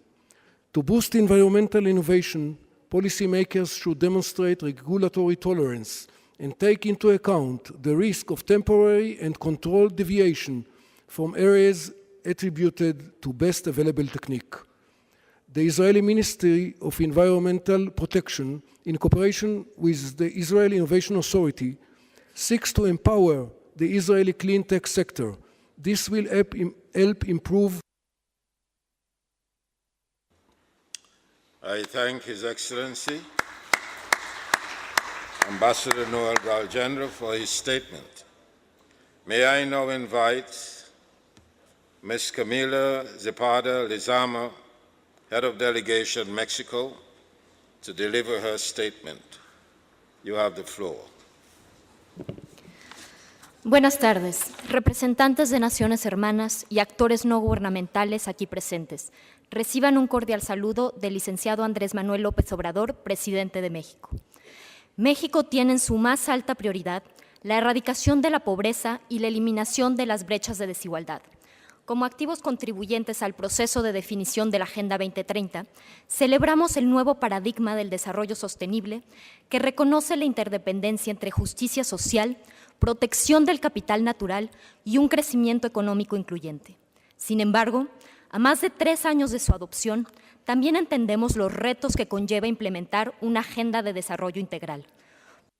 An implementation of the agenda of overall development, and we are working on the construction of a new national development plan, considering that Agenda 2030 is a roadmap, and we note it's a cross-cutting effort in coordination with various sectors representing a key opportunity to consolidate a growth model. We are convinced that it's possible to care for the most vulnerable amongst our people and yet at the same time increase economic competitiveness with the adoption of productive schemas which will allow the conservation of our natural legacy and intelligent design of our urban spaces. And this is the appeal of this assembly, to move towards more sustainable production consumption patterns. And we believe that it's not only possible but also more efficient and profitable to go for development models that make rational use of resources and which distribute better the profits. Mexico has taken the first steps towards this with the adoption of a national strategy and a special program for production and consumption in order to adopt practices that will allow us to do more and better with less. We support the challenge of having an integral approach for the problems we're facing, which are most complex and which are transboundary. And for that, we require innovative solutions which governments cannot carry out on their own, although as authorities they are to set the conditions and the incentives to set out sustainable practices. We require the commitment of all of society, and this is why this assembly should continue to grow and consolidate itself as a forum for deliberation. We will continue to lobby for this assembly to be the place for discussions and positioning in the environment for Agenda 2030 so that it sets out the work for high-level policies. We urge us to make sure that we convert the resolutions that we adopt here into practical reality and that we move towards sustainable development, ensuring the sustainability of global goods for the next generations. And Mexico would like to reaffirm its commitment to make this conviction a reality. Thank you. I thank Ms. Camila Zapata Lizama for her statement. May I now invite Ms. Rosemary Patterson, Head of Delegation New Zealand, to deliver a statement. You have the floor. Mr. President, distinguished ministers and colleagues, Executive Director and your staff, before I start, let me express deep condolences to all those who have lost loved ones in Sunday's tragic accident. Mr. President, the state of the global environment remains perilous. While much good work has been done since we last gathered here, many challenges remain. This Environment Assembly is an opportunity to galvanise further action on issues that go to the heart of environmental stewardship, including sustainable resource management, environmental data, and engaging with civil society. My delegation welcomes the President of the Environment Assembly's determination to drive progress on these issues, and I assure him of New Zealand's full support. More is required to foster sustainable consumption and production. The global economy needs to move away from a linear take, make, dispose economy to a circular economy. And we need to do more to tackle climate change. New Zealand will do its bit. This year we will adopt a target of a net zero carbon emissions economy by 2050, with legally binding emissions reduction targets. We will stimulate new private sector investment through a $100 million fund. In other areas where we are increasing pest control efforts to better protect our native forests and wildlife. We are focused on improving the quality of our waterways and additional waste minimisation initiatives. From July, supermarkets and retailers will be required to stop supplying single-use plastic bags. This builds on our existing ban on plastic microbeads. We will continue our ambitious plan to plant 1 billion trees. This year we will present our first well-being budget.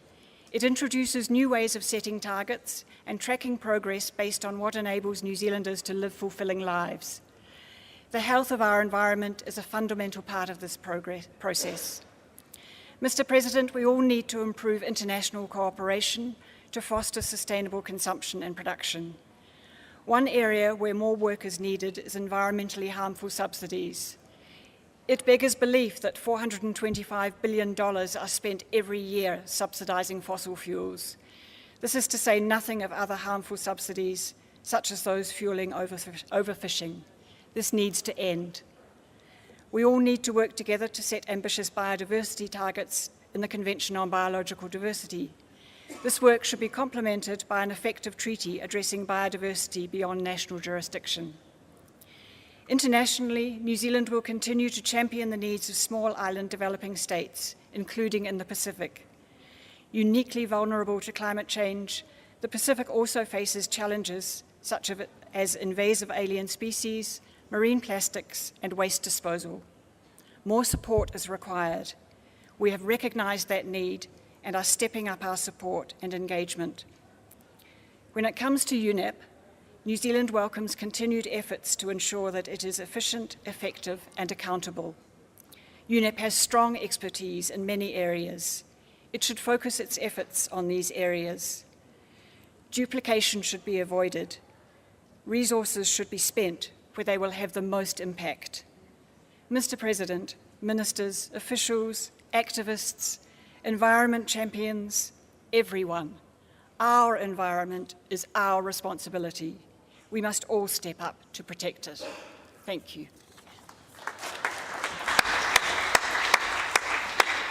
I thank you, Ms. Rosemary Patterson. And may I now invite His Excellency Dr. Hadi Farajvand from the Islamic Republic of Iran to deliver his statement. You have the floor. Bismillah ar-Rahman ar-Rahim. In the name of God, the Compassionate, the Merciful. Distinguished delegates, ladies and gentlemen. At the outset, I wish to express my sincere gratitude to the government and people of the Republic of Kenya for hosting Environment Family.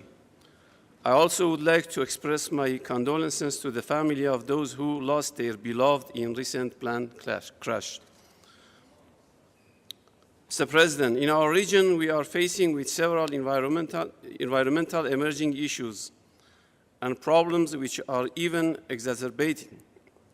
Water resources scarcity, long-standing drought, sand and dust storms, plastic and e-waste are among those environmental challenges that require collective measures and innovative solutions.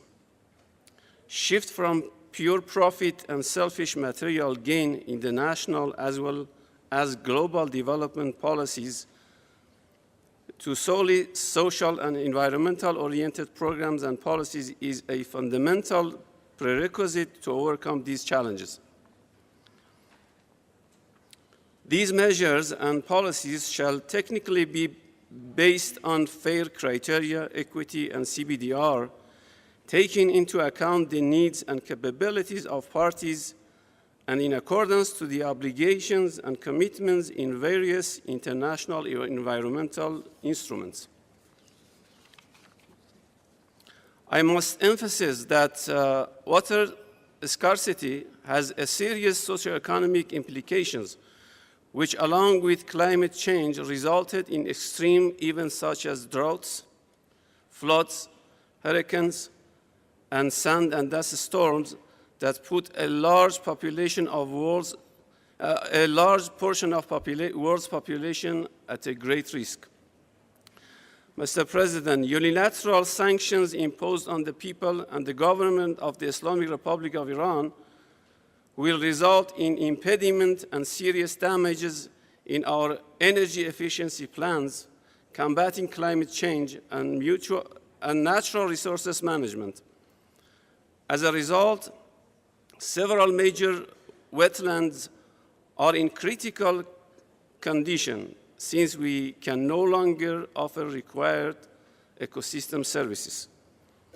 Although we endeavor to manage these issues, but undoubtedly we have challenges in addressing them without transfer of technology, capacity building, resource mobilization, and regional and global cooperation. The Islamic Republic of Iran offers to establish a regional center for early warning and monitoring system, which the joint collaboration of the international institution and the countries in the region to further strengthen its adaptation activities are at a regional scale to issue such a drought, dust storm, and dust haze phenomenon. We appreciate and support United Nations environmental activities regarding establishment of international coalition on combating sand and dust storm with collaboration and cooperation by all United Nations entities. In conclusion, Mr. Chairman, once again, I underline the Islamic Republic of Iran's support to the United Nations-led efforts to combat environmental challenges. Thank you, Mr. Chairman. I thank His Excellency, Dr. Hadi Farajvan, for his statement. May I now invite Mr. Kangayat Karazu of Malaysia to deliver his statement. You have the floor. Thank you, Mr. President. On the onset, let me join others to thank the Government of Kenya for their warm hospitality and UNEP for the excellent facilitation and documentation preparation for UNIA 4. While I have the floor, we too would like to express our deepest condolences to the government of Ethiopia and families who have lost their loved ones in Ethiopian airline flight ET302 crash. Excellencies, ladies and gentlemen, to address the theme of UNIA 4, Malaysia has recognized sustainable consumption and production, or shortly known as SCP, as an important approach to promote economic growth without compromising the environment nor jeopardizing the needs of future generations. SCP has been underscored in our recent development plans. The 11th Malaysia Plan, 2016 to 2020, under its Green Growth Strategy, had outlined SCP as a vehicle to reduce environmental degradation, enhance sustainability, while improving the standard of living, quality of life, and societal well-being in line with SDG goals. Malaysia is also currently developing a national SCP blueprint, and the government had already embarked on green procurement programs where all federal agencies and ministries have been required to implement this program since 2017.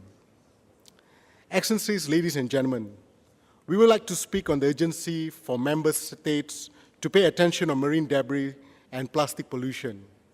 Malaysia is committed to combat plastic pollution, has recently unveiled Malaysia's roadmap towards zero single-use plastic 2018-2030.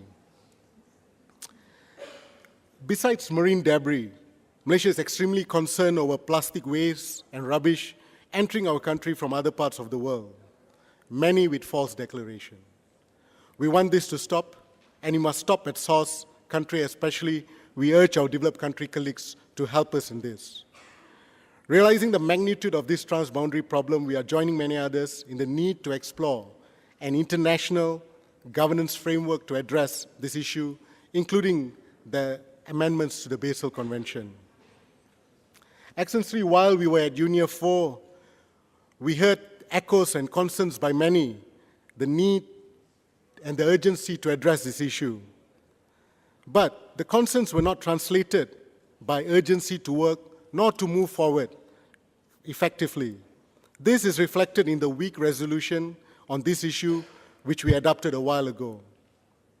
But, Excellency, in the spirit of working with others and moving forward, Malaysia will continue to work with all parties and stakeholders to address this serious environmental threat in years to come. Excellencies, ladies and gentlemen, Malaysia is a mega diverse country with 55.3% of our land still under forest cover. Hence, we are very concerned by some resolutions which are used through this UNIA platform, which is not based on science and are discriminatory in nature. The case in point is the proposed draft resolution on deforestation and agriculture commodity supply chain. We are very concerned about this draft resolution, and we like to just say that we all gathered in this August Assembly to move the global environment agenda forward together in the spirit of common but differentiated responsibility and respective capabilities. Let's not derail this momentum by discriminatory resolution proposals. In this regard, too, I would like to emphasize Malaysia's commitment to the work of UNIA. However, we would like to stress for UNIA in coming years to keep the agenda.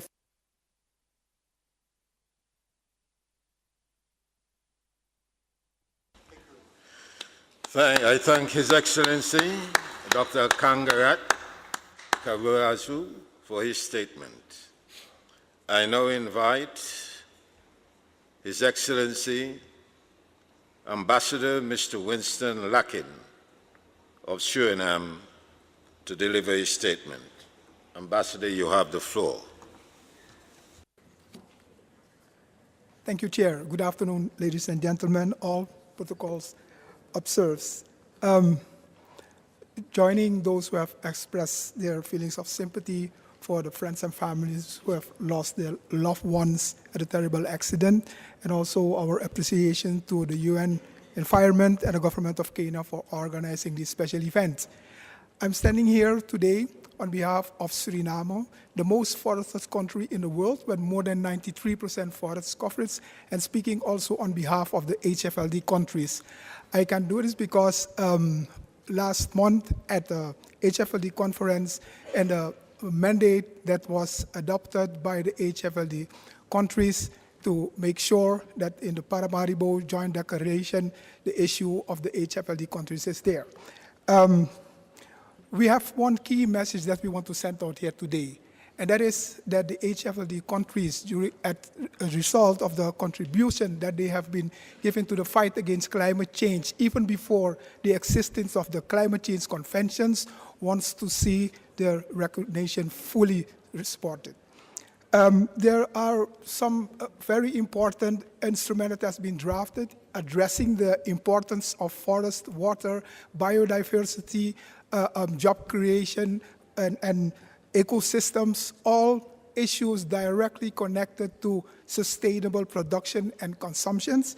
And when we see, for example, what has been drafted in the CDB, the preamble of the Paris Conventions, the UNFF, we see that these are instruments that mention especially the importance of forests and to find the right balance between development and environment. 24% of the forests of the world is located in the HFLD countries. But if we see what the reality is that most of the international finance goes to countries where forests are being disappearing or already lost, and 14% of the financial resources only is going to the HFLD countries. Sometimes we feel that we are being punished for behaving well. All these conditions have to be put in place if we want to make sure that SCP happens how we intend to do it.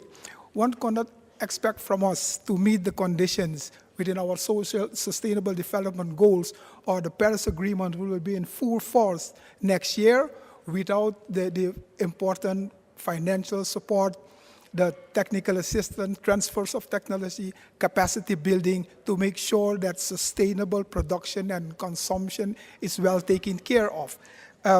We call upon the United Nations system, especially the UNFF and the UN Environment, to be part of the process that we have been started in Suriname and join us and support us with the outcome of the conference of the Paramaribo Declaration. Mr. Chair, when we look at what is happening today, we once again want to call upon the United Nations system to support the HFLD group in the process that we have started to make sure that this important role of the forest, the biodiversity system, water, food supply, job creation is well taken care of. The environment is not only our life, it is our survival. Thank you, Chair. I thank His Excellency Ambassador Mr. Winston Larkin for his statement. May I now invite Dr. Melchior Mataki, Head of Delegation Solomon Islands, to deliver his statement. Ambassador, you have the floor.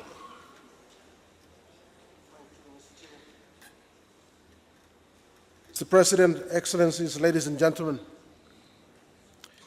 recent global environmental assessments concluded that the quality of environment is deteriorating and the window of opportunity to halt and reverse this negative trend is rapidly closing. Our draft State of Environment report revealed that 17 of the 27 indicators are deteriorating as well. Environmental degradation is clear on areas that are hosting or have hosted economic activities such as logging and mining. A case in point is the current grounding of a bulk bauxite carrier, which has spilled more than 80 tons of heavy fuel oil into the marine environment and causing an environmental disaster. Nevertheless, I'm also pleased to report that the Solomon Islands is undertaking some innovative approaches within our context in line with sustainable development and our national development strategy. At the policy level, a gradual shift is taking place from sector-based policy development to issue-based policy development. We have a national waste management and pollution control strategy that integrates the management of all types of waste.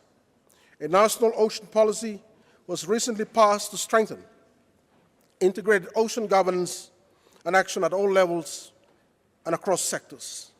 Efforts are also underway to align climate change adaptation and disaster risk reduction. Public-private partnership for environmental sustainability is an emerging trend of implementation.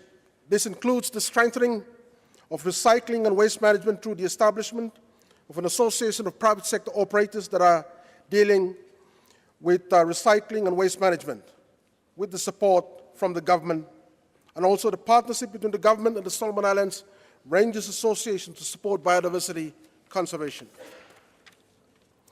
Training of economic initiatives with environmental protection is also gaining momentum in the country. Private citizens and environmental NGOs initiated this transition. The government has built on this with its partners and are scaling up this approach through national projects such as the Tina River Hydropower Project and the Pacific Ecosystem-Based Adaptation to Climate Change Project. The government recently approved the Sky Islands Initiative and pledged to protect and conserve 21% of our total land area that is situated 400 meters above sea level. This initiative, among others, will accrue biodiversity and ecosystem benefits, as well as sustainable financial benefits to landowners and contribute to meeting our IG biodiversity targets. Mr. President, circular economy is critical to decoupling environmental degradation from economic development. But to us, it will be meaningless in the context of waste that arise from imported goods, such as electronic equipment, chemicals, and most of all, plastics.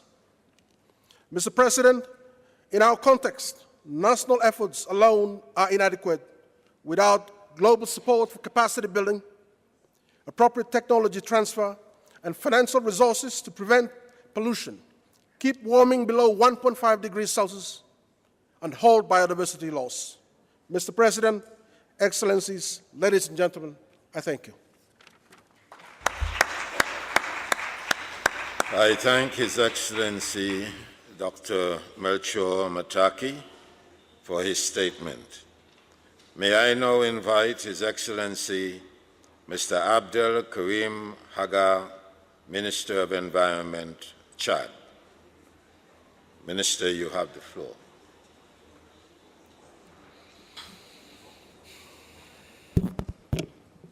Monsieur le President, ladies and gentlemen, heads of delegation, ladies and gentlemen, all protocols observed, distinguished delegates, it is a great honor for me and a real pleasure to take the floor today on behalf of the people of Chad and the head of government of my country in the context of the fourth session of the UN Environment Assembly, of which the theme is evocative enough: innovative solutions for environmental challenges and sustainable consumption and production.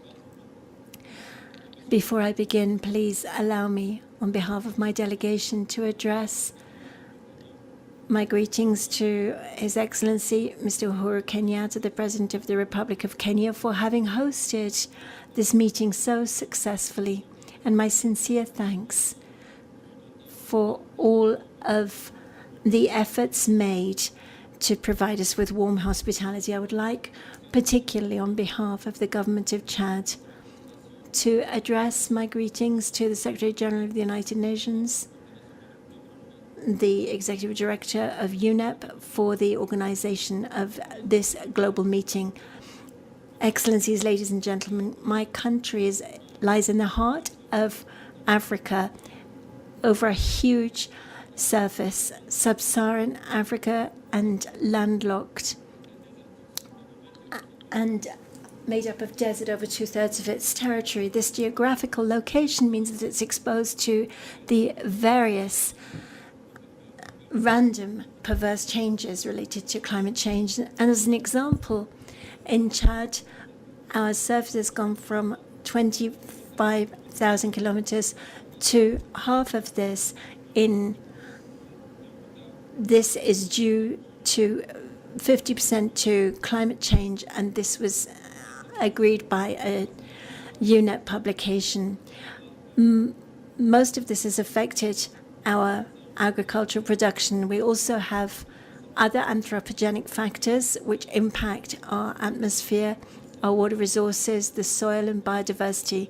Conscious of the particular vulnerability of its ecosystems and its communities, particularly women and children, and therefore future generations, the government of the Republic of Chad will not spare any effort to ensure a number of commitments in terms of protection of the environment. And this is why at international level we are stakeholders in various conventions, particularly the UNFCCC, the Kyoto Protocol, the Paris Agreement, and the Stockholm Basel and Rotterdam Conventions, to cite just a few, under the prescient leadership of our head of government, who is concerned to protect the health of our people and its environment. We have a constitution which includes the right to a healthy environment and the protection of our environment, both as a collective as well as individually.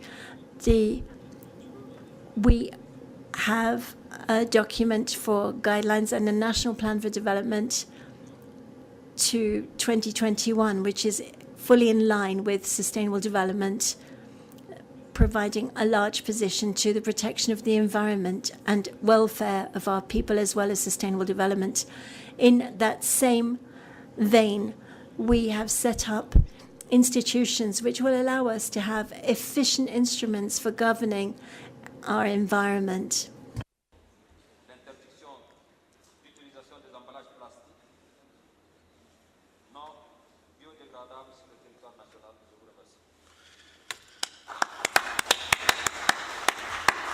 I thank His Excellency Mr. Abdel Karim Haga for his statement.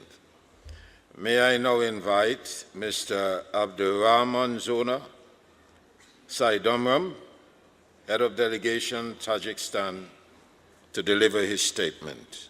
You have the floor.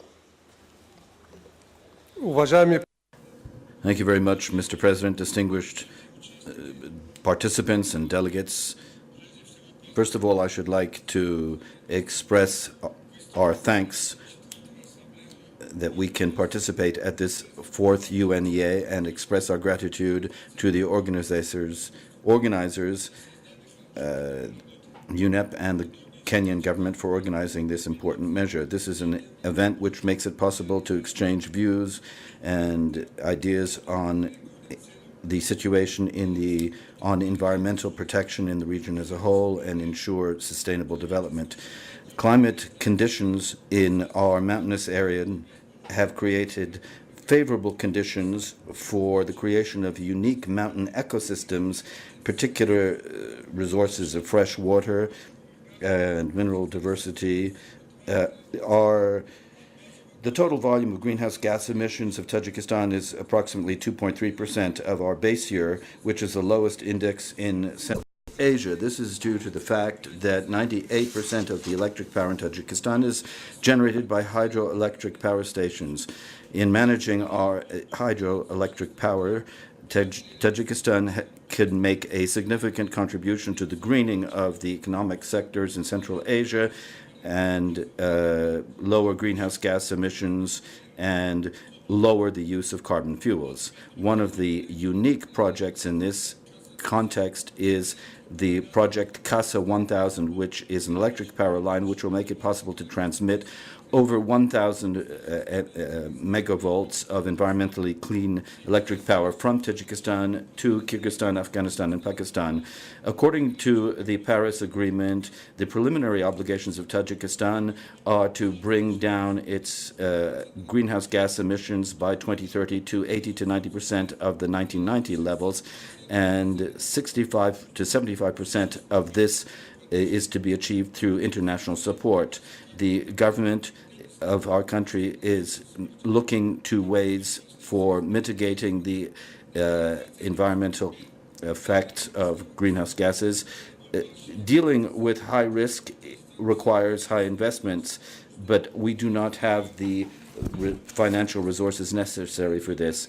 At the same time, these risks are regional in nature, and we need to count on regional institutes for cooperation in sustainable development, effective use of natural resources, managing our water resources, managing ecosystems and the melting ice caps, rising temperatures, and increasing lack of water resources. I should like to point out to you a new global initiative by Tajikistan on an international decade for sustainable development, where the General Assembly of the United Nations will be has adopted a resolution.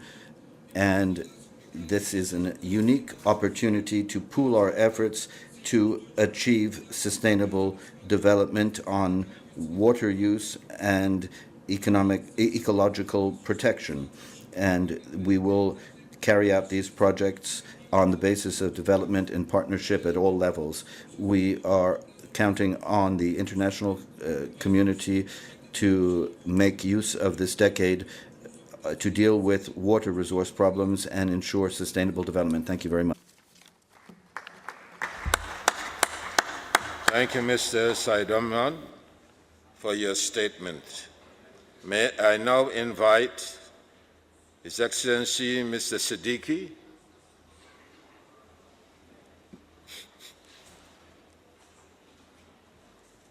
Can we have some assistance with the lights?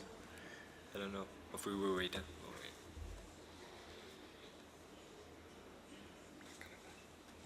Yeah.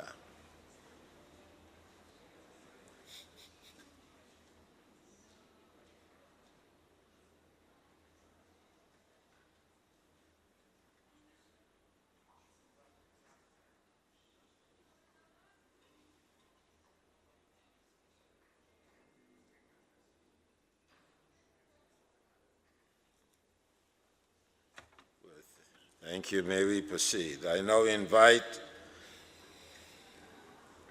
His Excellency Mr. Siddiqui, Head of Delegation, Afghanistan, to deliver his statement.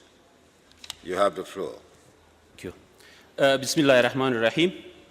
Mr. President, Excellencies, distinguished delegates, ministers, ladies and gentlemen. First of all, let me share my government and delegation's deepest sympathy and condolences with the victims of the plane crash happened on Sunday, 10th of March. On behalf of the government of the Islamic Republic of Afghanistan, I would like to begin by expressing my appreciation to the government of the Republic of Kenya for hosting and the UN Environment for organizing the 4th session of the Environment Assembly in this nice city of Nairobi. Distinguished delegates, as we are all aware that extreme rates of environmental degradation currently being observed have ominous social, cultural, and economic consequences for the human population. Pollution, climate change, waste, and chemical having disastrous impacts on the health of humans and other species around the world. Ladies and gentlemen, to illustrate this point, allow me to share our own experience. Afghanistan is suffering from a severe drought across the country since 2018 that has led to severe food insecurity for millions, loss of millions of livestock, forest resources, biodiversity, ecosystem services, and melting of snow and glaciers. Furthermore, pressures such as poverty, land degradation, drought, desertification, water scarcity, and air pollution are compounded by almost 4 decades of conflict. Therefore, my government is still committed towards environmental governance and protection through the implementation of national regulations, multilateral environmental agreements, sustainable development goals, and other agendas to overcome the challenges as we have. And we have also taken appropriate actions to cover also resolutions of UNEA 3 as well, such as establishment of the Supreme Council of Water, Land and Environment, which is presided over by His Excellency the President, National Climate Change Committee and Strategy, enacting regulations, laws and policies, implementation of projects on land degradation, forestry, biodiversity, chemicals and others through GEF Adaptation Fund, GCF and government funds. So there is still need for further technical assistance and financial support as a least developed country to enhance actions and capacities. Distinguished delegates, we do not believe that all hope should be abandoned. We have the technology and expertise now, and we understand how adoption of a circular economy can reduce the impact of pollution without compromising the achievement of our sustainable development goals. Once again, let me repeat myself. This is predicated upon joint action by a global partnership at all levels, from global down to locals. Honorable delegates, ladies and gentlemen, I would like to conclude. We all we thank all delegations for showing their commitments and contribution to the development of decisions that will put us on a path to sustainable and environmentally secure future. On behalf of the people of Afghanistan, I would like to reiterate our fundamental belief that the achievement of our goals requires collective actions across the world in tackling these challenges without consideration of gender, ethnicity, politics, or other distractions. Thank you. I thank His Excellency Mr. Siddiqui for his statement. May I now invite Mr. John Chonsik, Head of Delegation, Democratic People's Republic of Korea. You have the floor.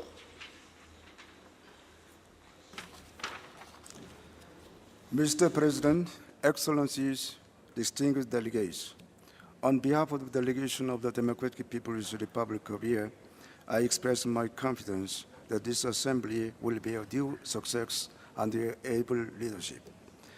At the same time, my delegation joins the others in expressing condolences and sympathies to the victims of the Ethiopian air crash.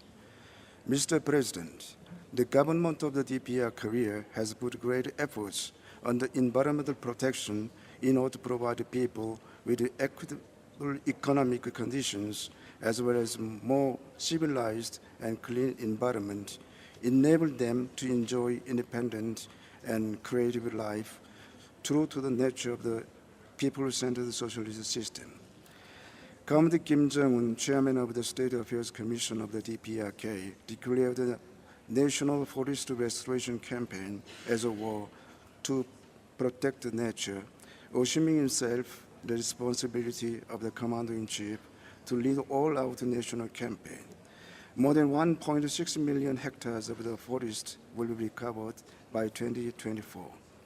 We are now developing both national environmental protection strategy and national energy strategy aimed at harmonizing environmental protection and economic development, thus turning the national economy into sustainable, circular, and eco-friendly pattern.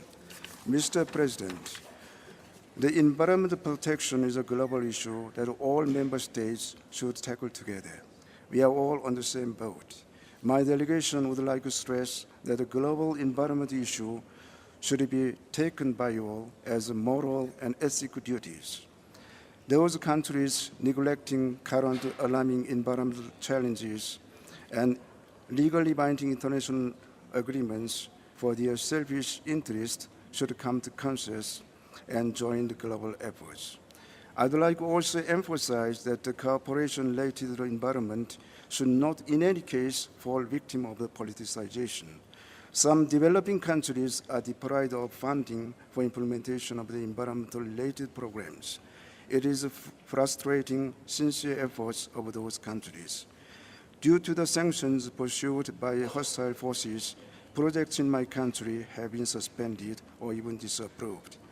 The international environmental organizations and funds such as UNF, GF, UNCCD should not be influenced by such politicization tendency, but provide all countries with equitable support.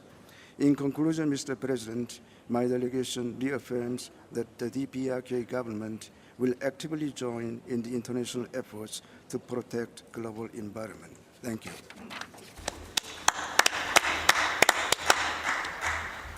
I thank Mr. Zhang Chonsik for his statement, and I now invite Mr. Joshua Wycliffe, Head of Delegation Fiji, to make his statement.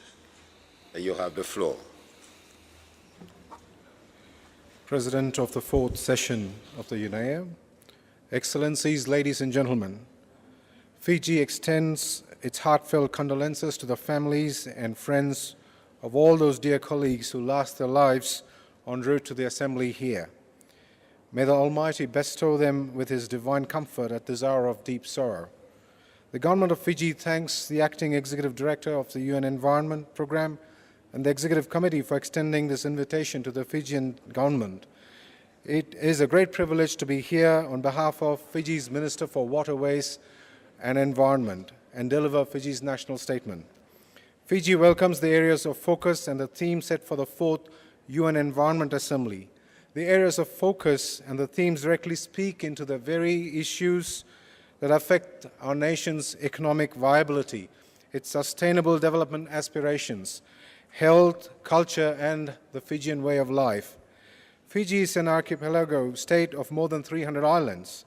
Like the other Pacific island countries, Fiji is a large ocean state, and the challenges that tackle the environmental programs are the same as most island nations face today.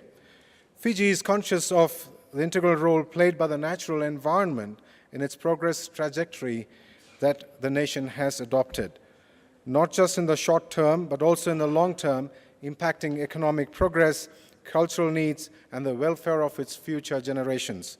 Fiji's economic base depends on tourism, fishing, and the agricultural sectors. These sectors are heavily reliant on an environment that is relatively free of waste and pollution. Fiji seeks to protect these vital business segments through innovating partnership models and avenues with the private sector. Fiji anticipates these efforts would result in a win-win solution to the environment, the communities, and the businesses as well. Well, a lot of efforts are being put in the national level.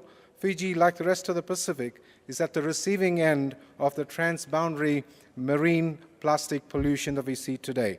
This situation arises mostly from the careless behavioral patterns displayed globally from quarters domiciled several time zones away. Marine plastic pollution in all its forms threatens the ecological integrity of Fiji's oceans, which has sustained Fijians for several years. If this threat is not combated immediately on a global scale, then the future of all Fijians and the wider humanity as a whole remains bleak. The existing global and regional programs, platforms, framework covering marine litter and plastic pollution seem to be fragmented and insufficient. They do not provide the means and tools necessary for an effective global response to that problem. In addition, this issue cannot be resolved on a national or a non-binding voluntary measure that can be put in place. It requires a coordinated global action through shared responsibility under a common and consistent platform. Fiji calls for a legally binding global instrument with tangible targets that includes monitoring and reporting mechanisms. This instrument would go a long way in combating the marine litter and pollution issue and offer a global response towards this issue, which is transboundary in nature. Mr. President, I thank you. I thank Mr. Joshua Wycliffe for his statement, and may I now invite Ms. Martha Rojas Orrego, Secretary General, Ramsar Convention, to deliver her statement. You have the floor. Thank you. Mr. President, Excellencies, ladies and gentlemen, I am honored to make this statement on behalf of the Ramsar Convention on Wetlands at this crucial meeting in Nairobi as the international community gathers to identify and implement innovative solutions for sustainable consumption and production. We all agree that our world is increasingly polluted, rapidly warming, and quickly losing its biodiversity, and we all know that we need to address our current consumption and production patterns. Many solutions to these challenges are found in nature, and more specifically in wetlands. Wetlands, or water-related ecosystems, such as aquifers, lakes, rivers, peatlands, and swamps, and along the coasts, mangroves, seagrass meadows, and coral reefs provide us with services and solutions that are critical to achieve sustainable consumption and production. I would like to start by highlighting one: water. We depend on wetlands for the water we use for consumption, energy, and agriculture, with agriculture using 70% of the existing fresh water. Wetlands are also a source of food and sustain our livelihoods. Wetlands serve as valuable natural infrastructure for agriculture, providing reliable water and fertile soils. But they are at risk from agriculture's growing demands for land and water. Today, roughly 2.5 billion rural people depend directly on agriculture on wetlands. The functions and economic values of wetlands must be considered in planning for the production of food and other agricultural products in order to respond to the growing food demand. With the fast growth of our global population, especially in cities, wetlands take an even greater significance. When conserved and sustainably used, wetlands function as filters, absorbing pesticides and chemicals and removing harmful waste from water, and thus contribute to improving water quality. During storms, wetlands absorb excess rainfall, which reduces flooding and prevents disasters and their subsequent costs.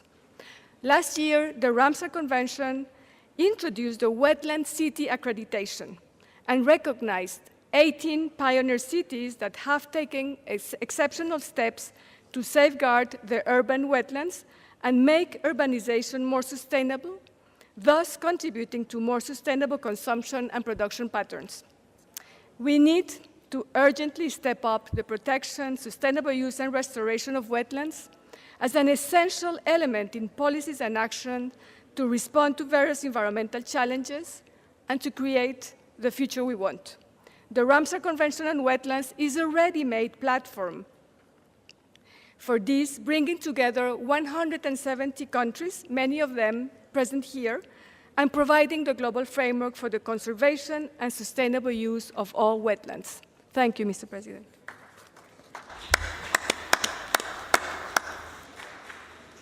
Thank you, Ms. Mara Rojas Ruego, for your statement.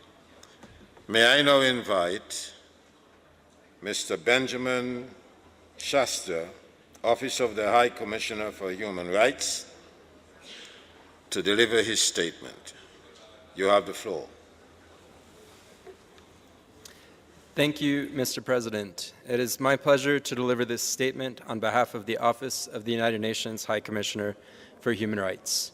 OHCHR welcomes the endorsement at UNEA 4 of a resolution to promote gender equality and the human rights and empowerment of women and girls in environmental governance, and congratulates Costa Rica for its successful stewardship of this initiative. This resolution, like the Human Rights Council resolution on the environment, emphasizes that environmental damage can have direct and indirect impacts on the effective enjoyment of all human rights, especially for persons already in vulnerable situations. Under international human rights law, states have an obligation, acting both individually and jointly, to prevent these negative impacts. But today, environmental degradation poses both an imminent threat and an already realized harm to the effective enjoyment of human rights. 7 million people die each year from air pollution alone. Climate and weather-related disasters intensified by climate change displace people by the millions. Our bodies, our health, and our children's health are at risk from environmental threats, known and unknown, of our own making. Ensuring sustainable consumption and production will be critical to prevent these threats from worsening. Presently, 26 billionaires own as much wealth as the poorest 3.8 million people. In some communities, people starve, while in others, food goes to waste. Human rights, including the right to food, will not be fulfilled simply by increasing production. The International Covenant on Economic, Social, and Cultural Rights specifically calls upon states to cooperate to ensure an equitable distribution of world food supplies in relation to need. To ensure sustainable consumption and production, we must act, as also called for in the United Nations Declaration on the Right to Development, to more equitably distribute the benefits of development. There are legal, behavioral, and policy solutions that can help us achieve this imperative and address the challenges we face. Empowering all people, including women and girls, to make decisions about their own lives is critical. The right of all peoples to freely dispose of their wealth and natural resources must also be protected. Yesterday, OHCHR, along with Sweden, Costa Rica, UN Environment, and the UNDP UN Environment Poverty Environment Initiative, organized a side event on the human rights-based approaches to innovation for sustainable development. The messages which emerged were clear. There will be no sustainable development without human rights for all. Environmental human rights defenders must be protected, Indigenous peoples' traditional knowledge respected, the rule of law maintained, states and businesses held to account for their actions, and participation, access to information, justice, and effective remedy ensured. In closing, I wish to highlight that human rights law underpins the 2030 Agenda for Sustainable Development and has important implications for all of the SDGs, including SDG 13 on sustainable consumption and production. SDG 12 targets emphasize, among other things, the need for environmental education, access to information, and the sharing of the benefits of science and its applications, all human rights. It is these and other human rights considerations that we urge you to account for in your decisions here at the United Nations Environment Assembly and in the actions you take at home to carry them out. Thank you for your consideration.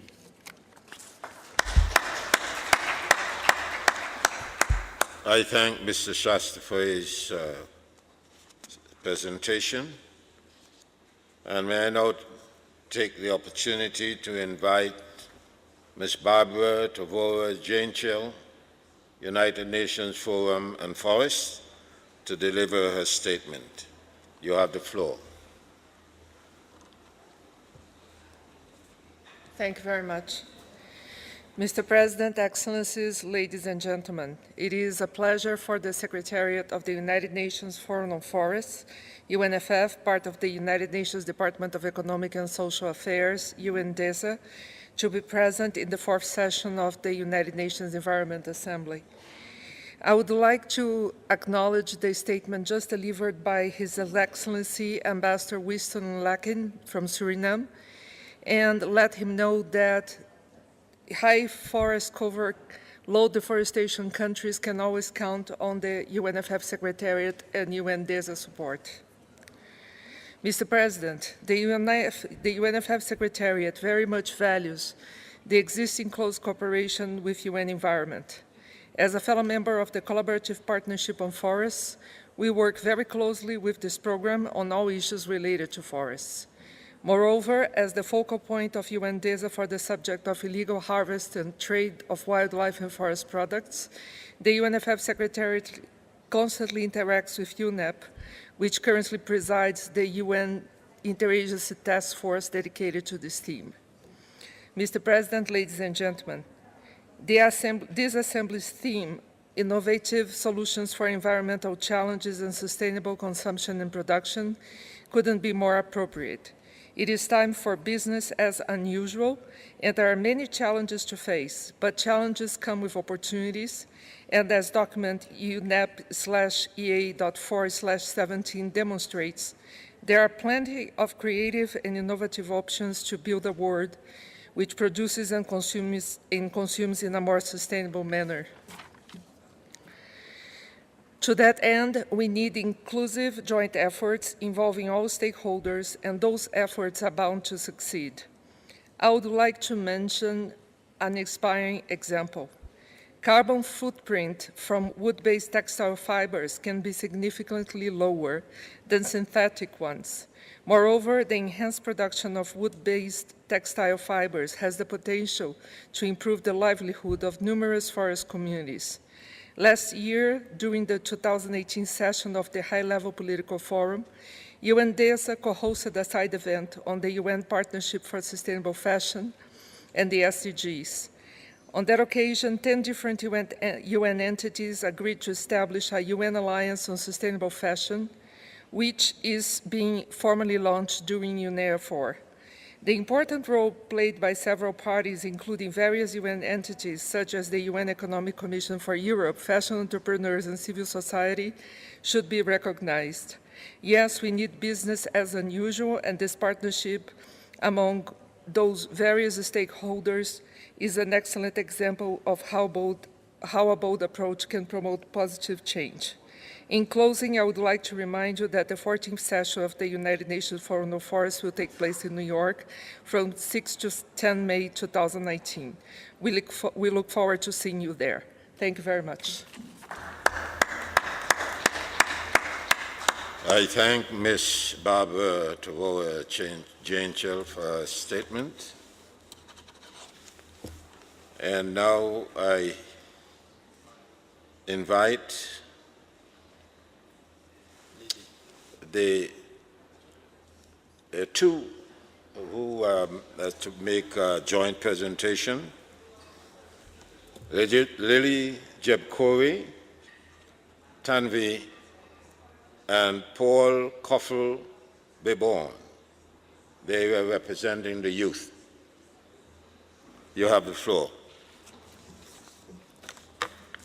Excellencies, distinguished delegates, we wish to send our deepest condolences and prayers to the family and friends of all the 152 people who lost their lives in the Ethiopian airline ET-302 bound for Nairobi, among whom we were our fellow youth from UNA Canada. We shall ensure to raise our voices louder in their honor and memory. We acknowledge and applaud the efforts of the member states towards creating innovative solutions for environmental challenges. We urge you not only believe in young people as part of the solution to create positive change in the world, but to also take deliberate action to invest in increasing the participation of children and youth in the long-term design of the UN environment. This year's theme, Innovation for Sustainable Consumption and Production, which means a new idea and method. I wonder, where is the new generation? We seem too few, yet we are the group that is affected by all the decisions being taken at this union.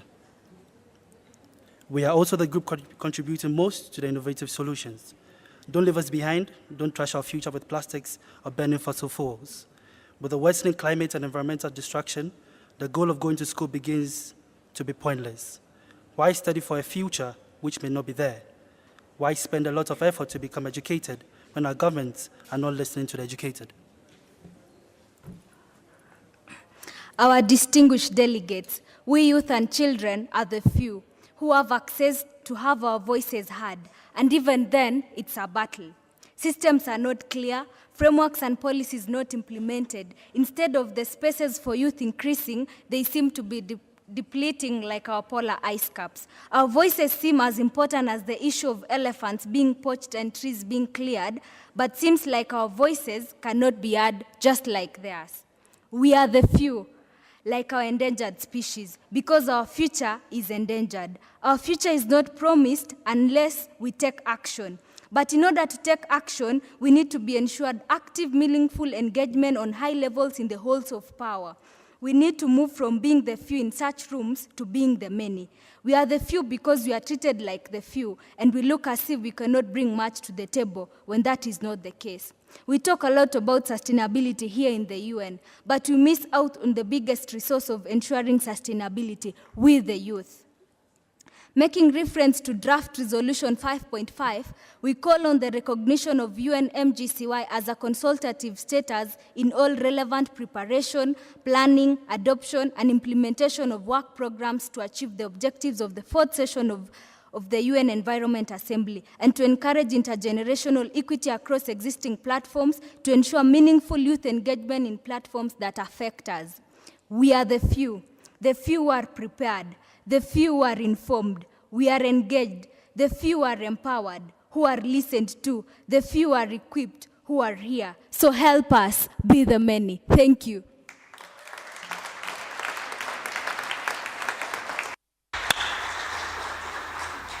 I thank the two youths, Lily Jebkori Tanvi and Paul Kofi Beborn, for their eloquent voices.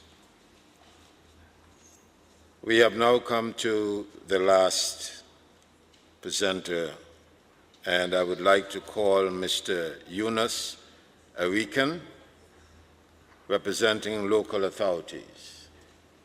You have the floor.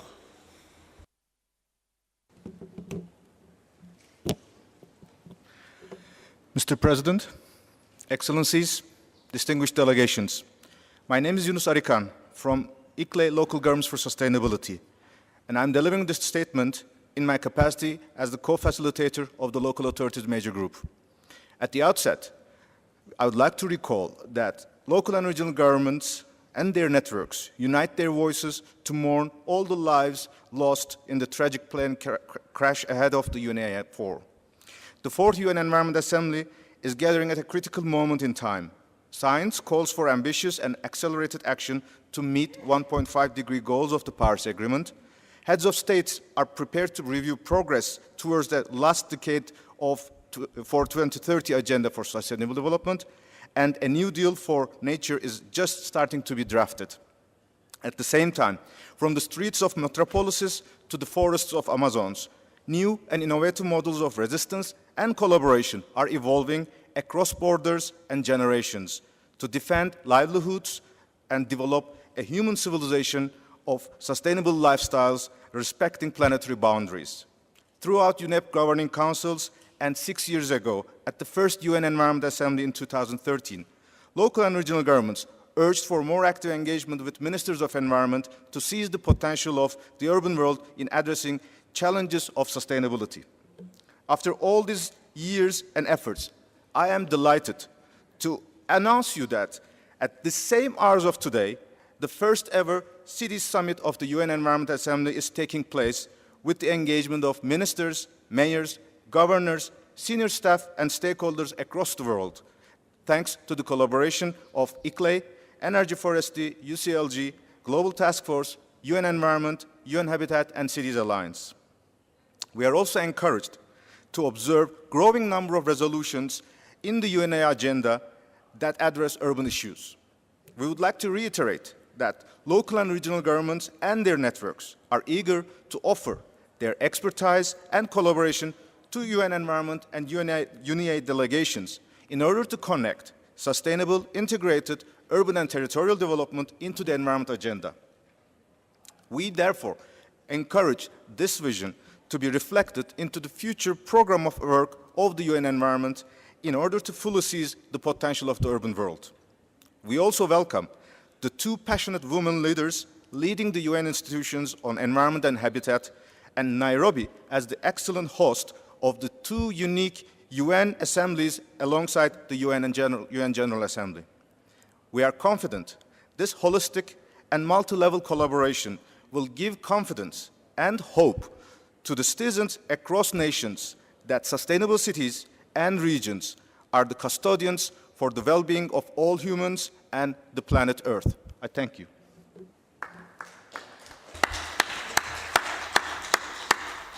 Thank you, Mr. Arikan. We have now concluded our list of speakers for this session. We will adjourn the session and continue the national statements tomorrow afternoon at 3 p.m. in the same room.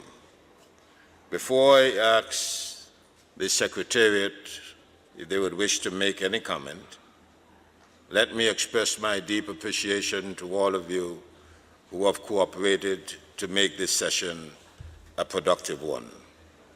And I hope as we proceed in the rest of the business at this conference, the productivity will continue to represent what we all have as our objectives. I now ask the Secretariat to make any housekeeping announcements that are necessary. Thank you, Chair. We would just like to remind you, just like yesterday, that all the statements will be uploaded on the UNEA website, the written version, as well as the video statements. And just to rectify a minor mistake on our side is that the national statements tomorrow will be at 4 p.m. in the afternoon and not at 3 p.m. And we hope to see many of you in the high-level opening tomorrow morning at 11. Thank you, Chair. And thank you. I now declare the meeting adjourned.